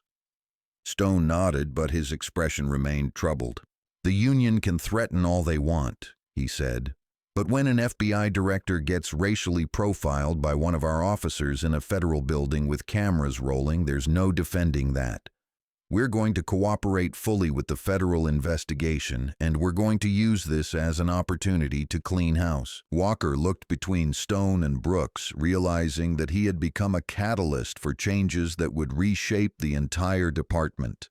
His racist encounter with Jerome Washington hadn't just ended his career, it had opened a door that would lead to systematic reform, accountability, and oversight. The irony was bitter. Walker had always complained about federal interference in local policing, and now his own actions had invited exactly that kind of intervention. "You're done here, Walker," Stone said finally, his voice carrying the finality of a judge's sentence. "Security will escort you out, and you're not to return to these premises for any reason. Your badge, weapon, and credentials will be surrendered immediately, and your locker will be cleaned out by department personnel." Walker stood slowly, his legs unsteady, as he faced the reality of his situation. 15 years of his life were ending not with recognition or retirement benefits, but with shame, humiliation, and federal charges. He reached into his pocket, withdrawing his badge and service weapon, placing them on Stone's desk with hands that shook with emotion. "Chief," he said one last time, his voice breaking, "I never meant for any of this to happen." Stone looked at him with an expression that mixed anger, disappointment, and something that might have been pity. "Walker," he said quietly, "the problem isn't that you didn't mean for this to happen. The problem is that you meant every word you said to Director Washington. You meant the racism, the threats, the assumptions about who belongs where and why. That's what makes this so damaging and so unforgivable." As security guards arrived to escort Walker from the building for the final time, Stone turned back to his window, watching the media circus that had engulfed his headquarters. The Chicago Police Department was about to face the most intensive scrutiny in its history, and Stone knew that when the investigation was complete, very little would remain unchanged. The federal team would find problems beyond Walker. Stone was certain of that. They would discover other officers with similar attitudes, other cases where complaints had been dismissed or minimized, other instances where the department had failed to live up to its obligations to serve and protect all citizens equally. The Walker case wasn't an aberration, it was a symptom of deeper institutional problems that could no longer be ignored or explained away. Brooks remained in the office after Walker had been escorted out, her expression reflecting the same mixture of anger and concern that Stone felt. "Chief," she said quietly, "how bad do you think this is going to get?" Stone considered the question, carefully weighing his words before responding. "Brooks," he said, turning from the window, "I think we're about to discover that the problems we thought we had under control were actually much worse than we imagined. And I think we're going to learn that federal oversight isn't something that happens to other departments in other cities. It's something that happens to departments that fail to police themselves." The United States Attorney's Office for the Northern District of Illinois occupied several floors of a towering glass building in downtown Chicago, its modern facade reflecting the morning sun as federal prosecutors prepared for one of the most significant civil rights cases in recent memory. Assistant United States Attorney David Sterling sat in his corner office reviewing the evidence file that had been delivered by FBI Director Jerome Washington's team.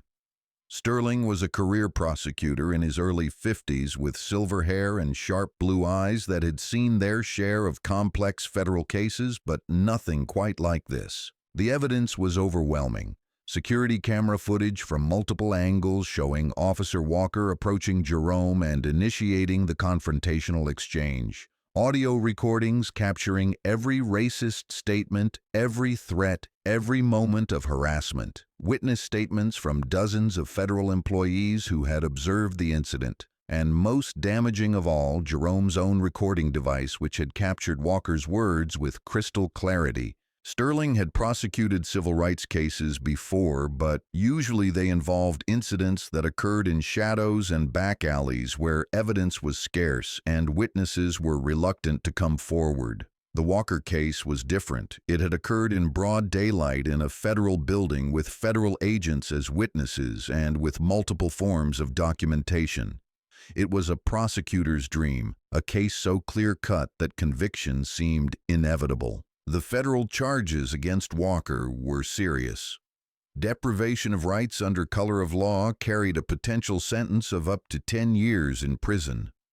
Civil rights conspiracy could add additional years.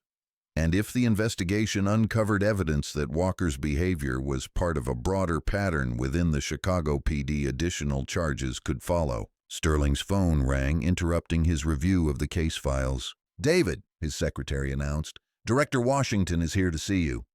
Sterling had been expecting this visit, knowing that Jerome would want to discuss the prosecution strategy and ensure that justice was served not just for this case, but as a deterrent to other officers who might be tempted to engage in similar behavior. Jerome entered Sterling's office with the commanding presence that had made him one of the most respected figures in federal law enforcement. He wore a charcoal gray suit, and his FBI credentials were prominently displayed, a reminder of the authority that Walker had failed to recognize during their encounter. "David Sterling," said, standing to shake Jerome's hand. "I've been reviewing the evidence in the Walker case. It's as solid as any civil rights prosecution I've ever seen." Jerome took a seat across from Sterling's desk, his expression serious but satisfied.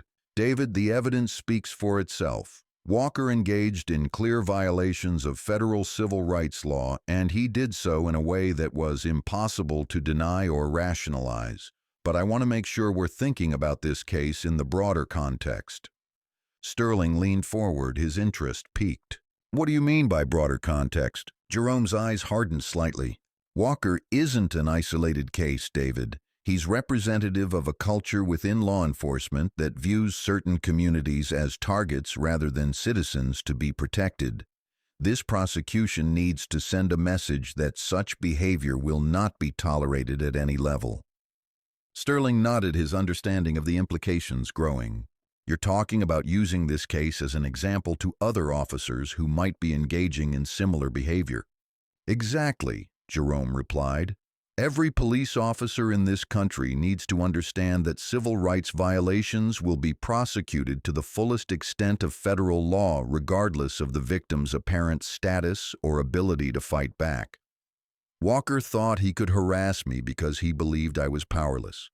That mindset is what we need to change." The conversation was interrupted by a knock on Sterling's door. His deputy prosecutor, Amanda Cooper, entered carrying a stack of files and wearing an expression of grim determination. Cooper was a rising star in the office, a former civil rights lawyer who had joined the federal prosecutor's office specifically to work on cases involving police misconduct and abuse of power. "David," Amanda said, her voice tight with controlled anger, "I've been reviewing Officer Walker's personnel file, and the pattern is even worse than we initially thought. Over the past 5 years, he's been the subject of 12 formal complaints, 8 involving allegations of racial bias or excessive force." Sterling reviewed the documents Cooper had brought, his expression growing darker with each page. "These complaints," he said, looking up at Jerome, "most of them were dismissed or resulted in minimal disciplinary action. It looks like the Chicago PD has been protecting Walker rather than addressing his behavior." "That's going to be part of our case," Jerome said, his voice carrying the weight of federal authority. "We're not just prosecuting Walker for what he did to me. We're prosecuting him for a pattern of civil rights violations that his department failed to address. And we're going to use this case to force systemic changes in how police misconduct is handled." Cooper stepped forward, her voice filled with the passion that had driven her to specialize in civil rights law. "Director Washington, the evidence against Walker is overwhelming, but I'm concerned about his legal strategy.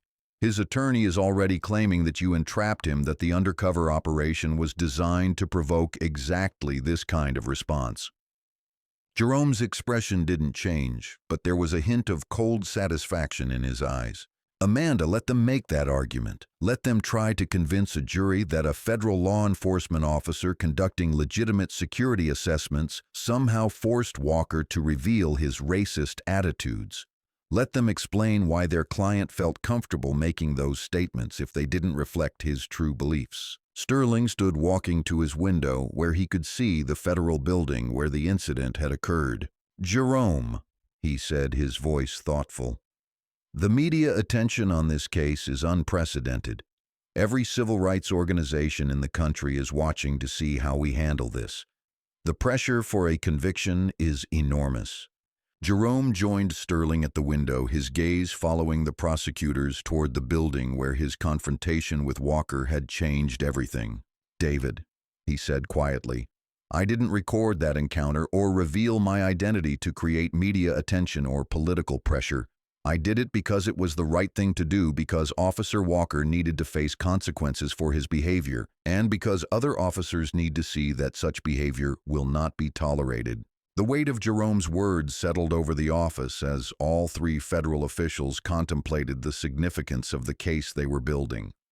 This wasn't just about one racist cop or one moment of poor judgment. It was about the fundamental principles of equal justice under law and the obligation of law enforcement to serve all citizens with respect and dignity. Cooper returned to her files, pulling out another document that made her expression even grimmer. "There's something else," she said, her voice tight. "We've been contacted by 17 other individuals who claim to have been harassed or mistreated by Officer Walker over the past 3 years. Their stories are remarkably consistent with what happened to Director Washington." Jerome felt a surge of anger mixed with vindication. 17 other victims, 17 other people who had been subjected to Walker's racism and abuse, but who hadn't had the platform or power to hold him accountable. Each of their stories represented a failure of the system that should have protected them, a system that had instead protected their abuser. "David," Sterling said, his voice filled with prosecutorial determination, "we're going to add those cases to our investigation. If Walker has been engaging in a pattern of civil rights violations, we're going to prosecute him for all of them, not just the incident involving Director Washington." Jerome nodded, his satisfaction evident. "That's exactly what I wanted to hear, David. Justice isn't just about punishing Walker for what he did to me. It's about ensuring that all of his victims receive justice and that other officers understand the consequences of similar behavior." The afternoon was spent reviewing evidence, interviewing witnesses, and preparing for what would be one of the most closely watched federal prosecutions in recent memory. Every major news network had assigned correspondents to cover the case. Civil rights organizations were mobilizing to ensure that justice was served, and law enforcement agencies across the country were watching nervously, wondering if similar investigations might be launched in their jurisdictions. As the day wore on, Sterling's office became a command center for the federal response. FBI agents brought additional evidence. Civil rights investigators interviewed potential witnesses, and prosecutors worked to build a case that would not only convict Walker, but send a message that would resonate throughout American law enforcement. Jerome remained at the center of it all, coordinating between agencies, ensuring that every piece of evidence was properly documented and cataloged, and preparing for the media scrutiny that would follow. He had spent 25 years working behind the scenes, investigating misconduct and building cases against corrupt officials. But this case was different because he wasn't just the investigator, he was also the victim. And his personal experience with Walker's racism gave him a unique perspective on the importance of securing justice. The federal machine was in motion now, and nothing could stop it. Officer Walker had thought his badge gave him the right to humiliate and demean people he considered beneath him. Instead, he had awakened a sleeping giant that would pursue him with all the resources and authority of the United States government. The truth had been revealed, justice would be served, and law enforcement would be forced to confront its own failures. As evening approached, Jerome prepared to return to his office and the normal duties of his position. But he knew that the Walker case would remain a priority not just for him, but for the entire federal law enforcement community. The racist cop who had dismissed a janitor was about to discover that some janitors have the power to change the world and the determination to use that power in service of justice. 6 months later, the federal courthouse in downtown Chicago had become the epicenter of national attention as the trial of United States versus Martin Walker began. The imposing neoclassical building with its marble columns and bronze doors seemed to embody the weight of justice itself as protesters, supporters, and media personnel crowded the plaza outside. Inside courtroom 4B, the atmosphere was electric with anticipation as lawyers, federal agents, and spectators prepared for what legal experts were already calling one of the most significant civil rights trials in recent memory. Officer Martin Walker sat at the defendant's table, his appearance a shadow of the confident, arrogant man who had strutted through the federal building 6 months earlier. The months of legal proceedings, media scrutiny, and personal isolation had taken their toll, leaving him gaunt and hollow-eyed.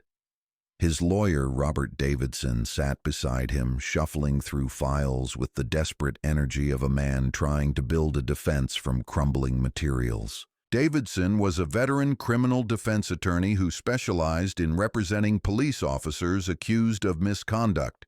He had built his career on exploiting technicalities, challenging evidence, and playing on juries' natural sympathy for law enforcement. But the Walker case presented challenges unlike any he had faced before.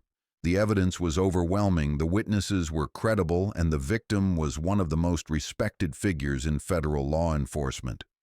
Across the aisle, Assistant United States Attorney David Sterling sat with the calm confidence of a prosecutor who knew he held all the winning cards. Beside him, Amanda Cooper organized files and documents with military precision, while FBI Director Jerome Washington reviewed his testimony notes one final time. The federal team had spent months building their case, interviewing witnesses, analyzing evidence, and preparing for a trial that would send a message to law enforcement officers across the country. The gallery was packed with a diverse crowd that reflected the national interest in the case. Civil rights activists sat alongside federal agents. Community leaders shared space with legal scholars. And in the back row, Officer Walker's former colleagues from the Chicago PD watched with expressions ranging from disgust to nervous anticipation, wondering if they might be next. Judge Patricia Kellerman entered the courtroom, her black robes flowing as she took her position behind the bench. Kellerman was a federal judge with 20 years of experience on the bench and a reputation for fairness that had earned respect from prosecutors and defense attorneys alike.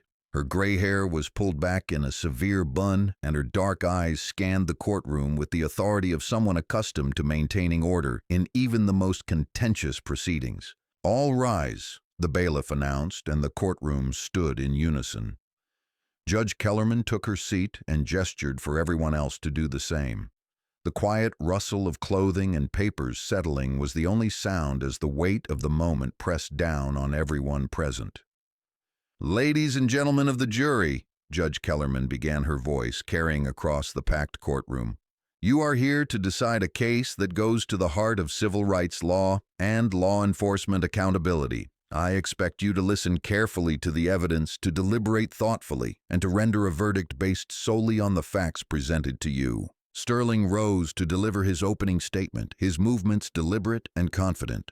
"Ladies and gentlemen of the jury," he began, his voice clear and authoritative. 6 months ago, Officer Martin Walker walked into a federal building and encountered what he thought was a powerless janitor. For 20 minutes, he subjected that man to racial harassment, verbal abuse, and threats based solely on the color of his skin and his own prejudiced assumptions. Sterling paused, letting his words settle over the jury before continuing. What Officer Walker didn't know was that the man he was harassing was FBI Director Jerome Washington, one of the most accomplished law enforcement officials in the country. Director Washington wasn't just randomly targeted, he was specifically chosen by Officer Walker because Walker believed he could abuse someone who appeared vulnerable without facing consequences. The prosecutor walked closer to the jury box, his voice rising with passion. "Over the next few days, you will see video evidence, hear audio recordings, and listen to witness testimony that will prove beyond any doubt that Officer Walker violated Director Washington's civil rights. You will hear Walker tell Director Washington that people like him don't belong in federal buildings. You will hear him question Director Washington's intelligence, citizenship, and right to exist in American society. Sterling turned to gesture toward Walker, who sat motionless at the defense table. "This case isn't just about one officer's bad behavior," he continued. "It's about the abuse of power, the violation of civil rights, and the fundamental principle that all Americans deserve to be treated with dignity and respect, regardless of their race, their appearance, or their occupation." When Sterling finished his opening statement, the courtroom buzzed with quiet conversation as spectators and reporters processed the prosecutor's words. Davidson rose for the defense, his expression grim as he approached the jury. His strategy had been planned for months, but he knew it was built on shaky ground. "Ladies and gentlemen," Davidson began, his voice lacking the confidence that Sterling had displayed, "what happened 6 months ago at the federal building was unfortunate. My client, Officer Walker, made some poor choices and used some inappropriate language. But what the government wants you to believe is that these mistakes constitute federal crimes worthy of prison time and the destruction of a 15-year career in law enforcement." Davidson paced in front of the jury, his tone becoming more desperate as he continued. "Officer Walker was conducting legitimate security inquiries at a federal building. He had no way of knowing that the man he encountered was an FBI director. He was operating under the assumption that he was dealing with a custodial worker who was being evasive and uncooperative." Several jury members exchanged glances, their expressions skeptical of Davidson's characterization. The evidence they would see over the coming days would make it clear that Walker's behavior went far beyond legitimate security concerns and crossed the line into criminal harassment and civil rights violations. Davidson's opening statement continued for another 15 minutes, but his arguments sounded hollow even to his own ears. He was trying to defend the indefensible to rationalize behavior that had been captured on camera and witnessed by dozens of people. When he finally returned to his seat, the courtroom atmosphere suggested that few people had been convinced by his arguments. Judge Kellerman called for the first witness, and Sterling rose with confidence. "Your Honor, the government calls FBI Director Jerome Washington to the stand." Jerome stood and walked to the witness stand with the same measured dignity he had displayed during his encounter with Walker. He wore a navy blue suit, and his FBI credentials were visible on his jacket, a reminder of the authority that Walker had failed to recognize. As he took the oath, his voice was steady and clear, carrying the weight of 25 years of federal service. Sterling approached the witness stand, his voice respectful but focused. "Director Washington, please tell the jury about your background and experience in law enforcement." Jerome's testimony was methodical and compelling. He detailed his rise through the ranks of federal law enforcement, his service record, his responsibilities as director of the inspection division, and his decision to conduct undercover assessments of security protocols. Each detail built a picture of a dedicated professional whose authority and expertise were unquestionable. As Jerome described the undercover operation, the courtroom listened with rapt attention. His explanation of why custodial workers were often invisible to people in positions of power resonated with jurors who had likely observed similar dynamics in their own workplaces and communities. When Sterling asked Jerome to recount the encounter with Walker, the courtroom fell silent. Jerome's voice remained steady as he described Walker's approach. The immediate assumption that he didn't belong in the building, the escalating racist rhetoric, and the threats that followed. His testimony was precise, detailed, and devastating. "Director Washington," Sterling said, as Jerome finished his account of the initial confrontation, "what was going through your mind as Officer Walker continued his harassment?" Jerome considered the question carefully, his dark eyes reflecting the memory of that morning's events. "I was documenting everything he said, observing his behavior and giving him multiple opportunities to reconsider his approach. I hoped that he would recognize his mistake and step back from the confrontation. Instead, he doubled down, revealing attitudes and beliefs that have no place in law enforcement." The cross-examination was a disaster for the defense. Davidson tried to suggest that Jerome had somehow provoked the encounter or failed to properly identify himself, but every question only served to highlight Walker's misconduct. Jerome's calm professional responses made it clear that he had been the victim of unprovoked harassment and that Walker's behavior was indefensible. When Jerome stepped down from the witness stand, the damage to Walker's case was already irreparable. But Sterling wasn't finished. Over the next 3 days, he called witness after witness, federal employees who had observed the encounter, security guards who had heard Walker's statements, other law enforcement officials who testified about proper procedures for security inquiries. Each witness reinforced the same basic facts. Walker had approached Jerome without provocation, had engaged in racist harassment for 20 minutes, and had continued his abuse, even when given opportunities to step back from the confrontation. The video and audio evidence corroborated every aspect of their testimony, creating an unshakable foundation for the federal charges. The prosecution also called several of Walker's previous victim civilians who had been subjected to similar treatment during traffic stops, arrests, and other police encounters. Their stories painted a picture of an officer whose racism and abuse of power had been escalating for years. A young black college student who had been pulled over for driving while black. An elderly Hispanic man who had been harassed during a routine traffic stop. A black businesswoman who had been treated with contempt and suspicion when she reported a crime. Each victim's testimony added another layer to the case against Walker, demonstrating that his encounter with Jerome wasn't an aberration but part of a long-standing pattern of civil rights violations. The jury listened with growing anger and disgust as the true scope of Walker's misconduct became clear.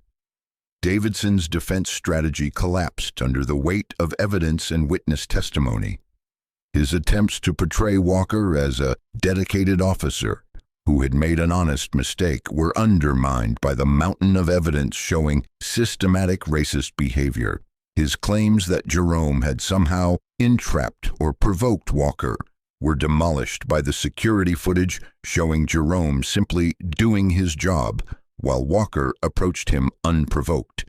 When the prosecution rested its case after 4 days of testimony, the verdict seemed inevitable. Walker had been exposed not just as a racist cop who had harassed an FBI director, but as a serial violator of civil rights who had been protected by a system that valued loyalty over accountability. The jury's expressions as they filed out for deliberation suggested that they had heard enough to reach a conclusion. The deliberation lasted less than 4 hours. When the jury returned, their foreman stood with a solemnity that reflected the gravity of the decision they had reached. On the charge of deprivation of rights under color of law, the foreman announced, "We find the defendant, Martin Walker, guilty." The courtroom erupted in a mixture of applause and shouting as the verdict was read. Walker slumped in his chair, his face buried in his hands, as the reality of his conviction sank in. Davidson placed a hand on his client's shoulder, but there was little comfort he could offer. The evidence had been too strong, the witnesses too credible, and the jury too convinced of Walker's guilt. Judge Kellerman called for order, her gavel echoing through the courtroom as she prepared to address the convicted officer. "Mr. Walker," she said, her voice carrying the weight of federal authority, "you have been found guilty of violating the civil rights of FBI Director Jerome Washington. This court will reconvene in 30 days for sentencing, at which time you will face the consequences of your actions." As Walker was led away in handcuffs, the courtroom slowly emptied, but the impact of the trial would resonate for years to come. Outside the courthouse, Jerome addressed the media one final time, his voice carrying the satisfaction of a man who had seen justice served. "Today," he said, the cameras capturing every word, "a jury of 12 citizens has sent a clear message that racism and abuse of power have no place in American law enforcement. Officer Walker thought he could harass and intimidate me because he believed I was powerless. Instead, he discovered that in America, no one is powerless when they have truth and justice on their side. The conviction would lead to comprehensive reforms in police training, federal oversight of problem departments, and a national conversation about racism in law enforcement. Walker had thought his encounter with a janitor would be forgotten by the end of the day. Instead, it had become a defining moment in the ongoing struggle for civil rights and police accountability. Justice had been served, but the work was far from over. Across the country, other officers would see the Walker case and hopefully think twice before letting their prejudices guide their actions. And if they didn't, Jerome Washington and his federal colleagues would be ready for them. 2 years after the federal courthouse had witnessed the conviction of Officer Martin Walker, the ripple effects of that 20-minute encounter continued to reshape American law enforcement. Jerome Washington sat in his expanded office at the FBI headquarters in Washington, D.C., his promotion to Deputy Director of the Federal Bureau of Investigation, a recognition of his leadership during one of the most significant civil rights cases in recent memory. The walls of his new office were lined with commendations, letters of support, and photographs documenting the sweeping changes that had followed the Walker conviction. The morning sun streamed through floor-to-ceiling windows overlooking the nation's capital as Jerome reviewed the latest reports from police departments across the country. The Walker case had become a catalyst for federal intervention in law enforcement agencies from coast to coast.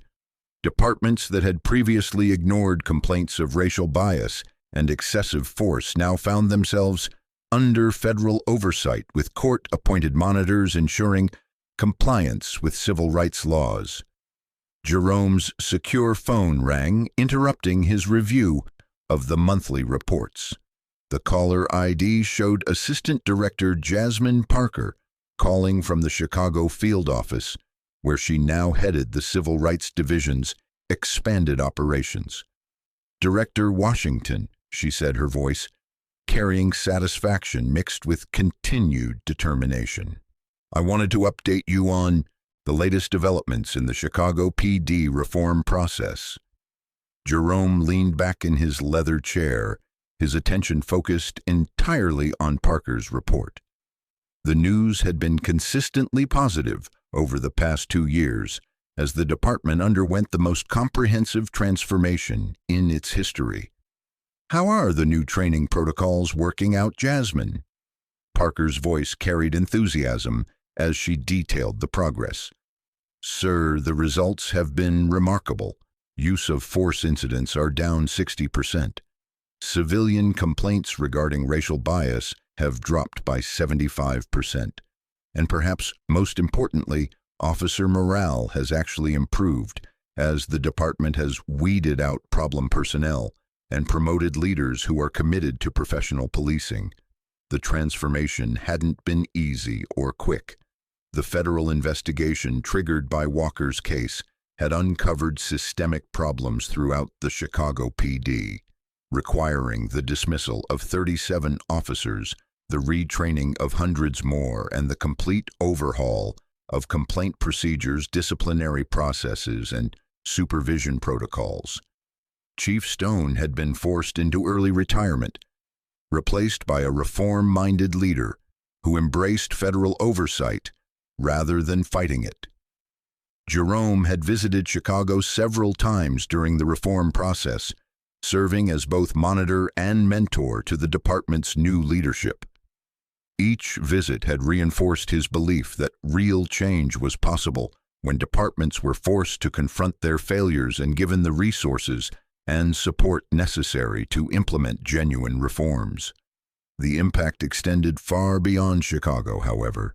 Jerome's case had inspired other victims of police misconduct to come forward, leading to federal investigations in Detroit, Cleveland, Phoenix, and a dozen other cities.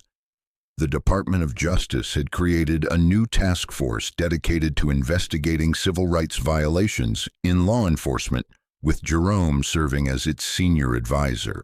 Congress had also taken notice, passing the Police Accountability and Civil Rights Protection Act, which mandated federal oversight for any department with a pattern of civil rights violations.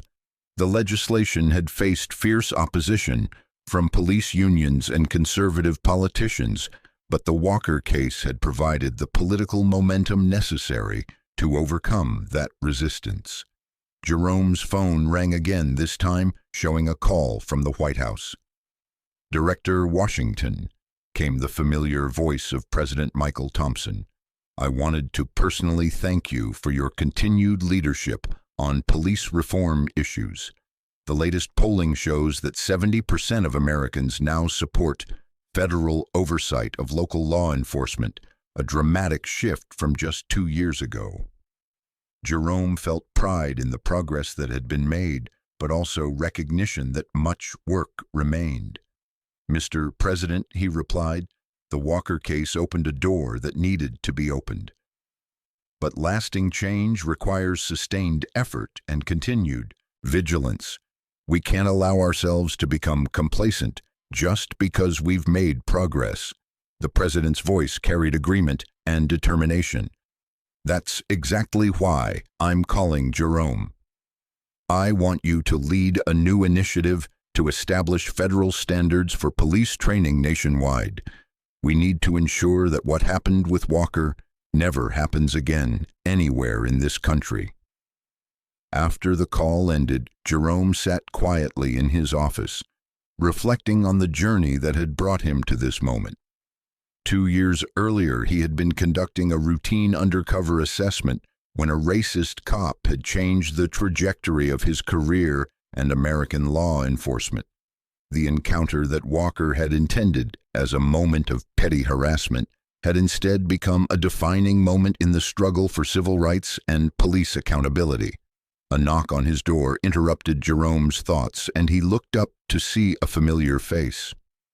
"Director Washington," came a voice from the doorway. Special Agent Tyrone Davis entered the office, his expression mixing professional respect with personal admiration. Agent Davis was a young black agent who had joined the Bureau immediately after the Walker case, inspired by Jerome's example and committed to continuing the work of police reform. "Agent Davis," Jerome said, gesturing for the younger man to take a seat, "what brings you to headquarters?" Davis sat down, his expression serious but hopeful.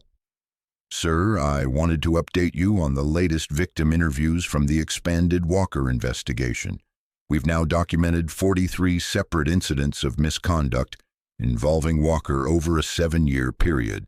Each one follows the same pattern, targeting minorities, making assumptions based on race, and abusing his authority to intimidate and humiliate."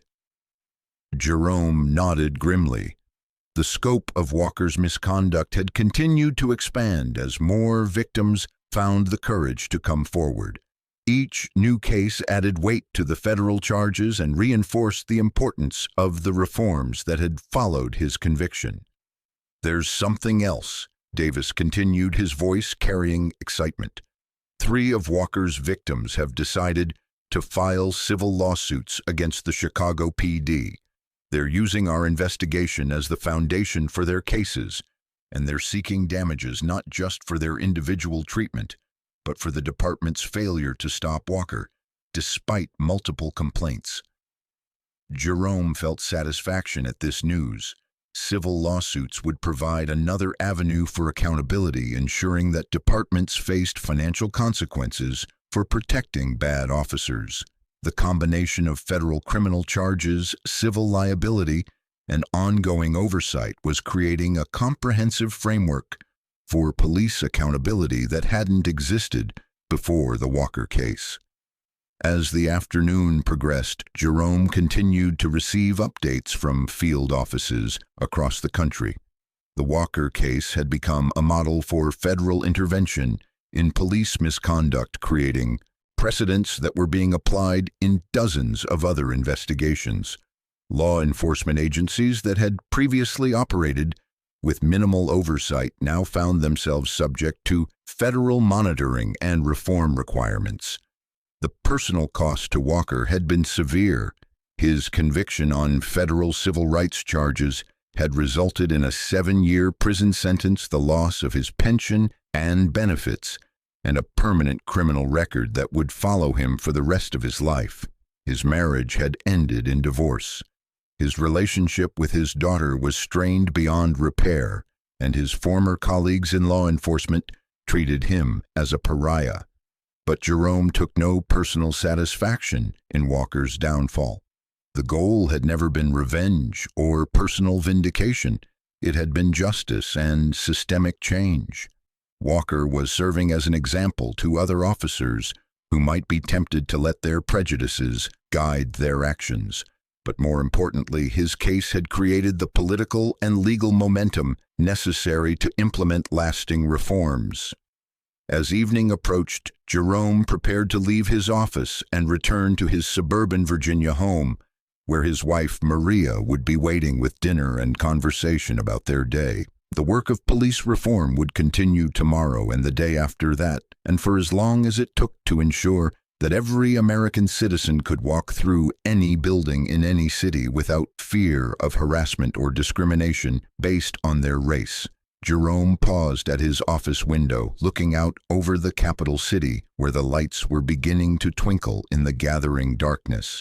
Somewhere out there, other officers were making decisions about how to treat the citizens they encountered. Some would choose respect and professionalism. Others might choose the path that Walker had taken. But now, thanks to the precedent set by the Walker case, those who chose wrongly would face consequences that extended far beyond their local departments. The custodial uniform that Jerome had worn during his undercover assessment hung in a frame on his office wall, a reminder of the power of perspective and the importance of seeing beyond appearances. Beside it hung his FBI credentials and a photograph from the day Walker was sentenced, showing Jerome standing with the victims who had found their voices because of his courage to speak truth to power. Agent Davis knocked on the door frame one final time before Jerome left for the day. "Sir," he said, his voice carrying both respect and determination, "thank you for showing us that justice doesn't come from a badge or a uniform. It comes from character integrity and the courage to stand up for what's right even when it's difficult." Jerome smiled, the first genuine smile he had allowed himself all day. "Agent Davis," he replied, "the badge and uniform are tools, but they're only as good as the person wearing them." What happened with Walker was a reminder that we must never stop holding ourselves and each other accountable to the highest standards of service and professionalism. As Jerome walked through the halls of FBI headquarters toward the exit, he passed photographs of previous directors' agents who had given their lives in service to their country, and moments that had defined the Bureau's commitment to justice and civil rights. The Walker case would take its place among those defining moments, a reminder that the fight for equality and justice requires constant vigilance and the courage to confront uncomfortable truths. Outside the FBI building, the evening air was cool and crisp, carrying the promise of change and renewal. Jerome's government car waited at the curb, but he chose to walk for a few blocks, allowing himself time to process the day's accomplishments and plan for the challenges that lay ahead. Other pedestrians passed by, most oblivious to the man who had reshaped American law enforcement through 20 minutes of patient dignity in the face of racist harassment. 2 years earlier, Officer Walker had looked at Jerome Washington and seen someone he could dismiss and demean without consequences. He had been catastrophically wrong about that assessment, but his error had opened a door to justice and reform that had been closed for too long. The racist cop who had dismissed a janitor had instead awakened a sleeping giant that would pursue accountability and reform with the full power of the federal government. Walker himself remained in federal prison, serving his 7-year sentence and facing the daily reality of life as a convicted civil rights violator. His appeals had been denied, his attempts to minimize his crimes had failed, and his former colleagues in law enforcement had moved on without him. He had become a cautionary tale, a reminder of what happened when officers let prejudice override professionalism and when departments failed to address misconduct before it escalated to federal crimes. The Chicago Police Department had emerged from federal oversight as a model for reform and accountability. Officer morale was higher, community trust was rebuilding, and incidents of misconduct had plummeted to historic lows. Chief Stone's replacement had embraced the changes, viewing federal oversight not as punishment, but as an opportunity to build a department that truly served and protected all citizens. Jerome's undercover assessment program had been expanded nationally, with federal agents regularly conducting similar operations in buildings, businesses, and public spaces across the country. The program had identified dozens of problematic officers, leading to additional prosecutions and reforms. More importantly, it had sent a message to law enforcement agencies nationwide that misconduct would be detected, investigated, and prosecuted, regardless of the victim's apparent status or ability to fight back. As Jerome finally reached his car and began the drive home to Virginia, he reflected on the lessons learned from his encounter with Walker. The most important lesson was that justice required more than good intentions or noble aspirations. It required action, courage, and the willingness to confront uncomfortable truths about systemic problems in American institutions. The Walker case had proven that change was possible, that accountability could be enforced, and that the promise of equal justice under law could be more than just words carved in stone above courthouse doors. But it had also demonstrated that such change required constant vigilance, ongoing effort, and the courage to speak truth to power, even when that power wore a badge and carried a gun. Jerome's phone buzzed with a text message from his wife, asking about his expected arrival time. He smiled as he typed his response, knowing that Maria would want to hear about his day and the continued progress of the reforms that had grown out of his encounter with a racist cop who had underestimated the power of truth and the reach of justice. The federal building where it had all started remained busy with the daily business of law enforcement, but it had also become a symbol of accountability and reform. Tour guides now pointed out the lobby where FBI Director Washington had been racially profiled, the spot where a janitor had revealed himself to be one of the most powerful law enforcement officials in the country, and where justice had found a way to shine light into the darkest corners of police misconduct. Officer Walker had entered that building believing he understood how power worked in America. He had assumed that his badge gave him the right to humiliate and demean people he considered beneath him. He had been wrong about the janitor he encountered that morning, but more importantly, he had been wrong about justice itself. Justice, as Jerome had learned and demonstrated, didn't come from badges or uniforms or positions of authority. It came from character integrity and the courage to stand up for what was right, regardless of the personal cost. The evening traffic moved slowly through downtown Washington as federal employees headed home after another day of serving their country. Among them, Jerome Washington drove with the quiet satisfaction of a man who had used his position and platform to create lasting change. The racist cop who had dismissed him as a powerless janitor had instead encountered an immovable force for justice, one that would continue to fight for equality and accountability long after the headlines faded and the news cameras moved on to other stories. 2 years later, the work continued, but the foundation had been laid. Every police officer in America now knew that civil rights violations would be prosecuted to the fullest extent of federal law. Every department understood that patterns of misconduct would trigger federal intervention, and every citizen could take comfort in knowing that their government was committed to ensuring that law enforcement served and protected all people equally regardless of race appearance or social status.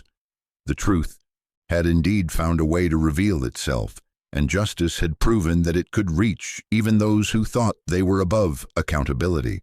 Officer Walker had learned that lesson the hard way, but his education had become a teaching moment for an entire nation. And Jerome Washington had proven that sometimes the most powerful response to hatred and prejudice was simply the truth spoken with courage, conviction, and unshakable dignity. As Jerome pulled into his driveway that evening, the porch light casting a warm glow over his suburban home, he reflected on the distance traveled since that morning in the federal building. A 20-minute encounter with a racist cop had transformed into a national movement for police accountability and civil rights. The janitor, who had been dismissed and demeaned, had become a symbol of resilience and justice, and the truth that had been revealed in that marble lobby continued to shine its light into every corner of American law enforcement, demanding accountability, fostering reform, and ensuring that the promise of equal justice under law remained more than just an aspiration. The story of Jerome Washington and Martin Walker would be told for generations to come, a reminder that in America every citizen possessed the power to demand justice, and that truth, spoken with courage, could move mountains, reshape institutions, and transform a nation. The racist cop who had underestimated a janitor had instead awakened the better angels of American justice, and those angels would continue their work long after the last echo of that confrontation had faded from memory. Justice had been served, truth had prevailed, and a nation had been reminded that the content of one's character mattered more than the color of one's skin or the uniform one wore. The work would continue, the fight would persist, and America would be better for the courage of one man who refused to be diminished by hatred and chose instead to respond with dignity, truth, and an unshakable commitment to justice for all.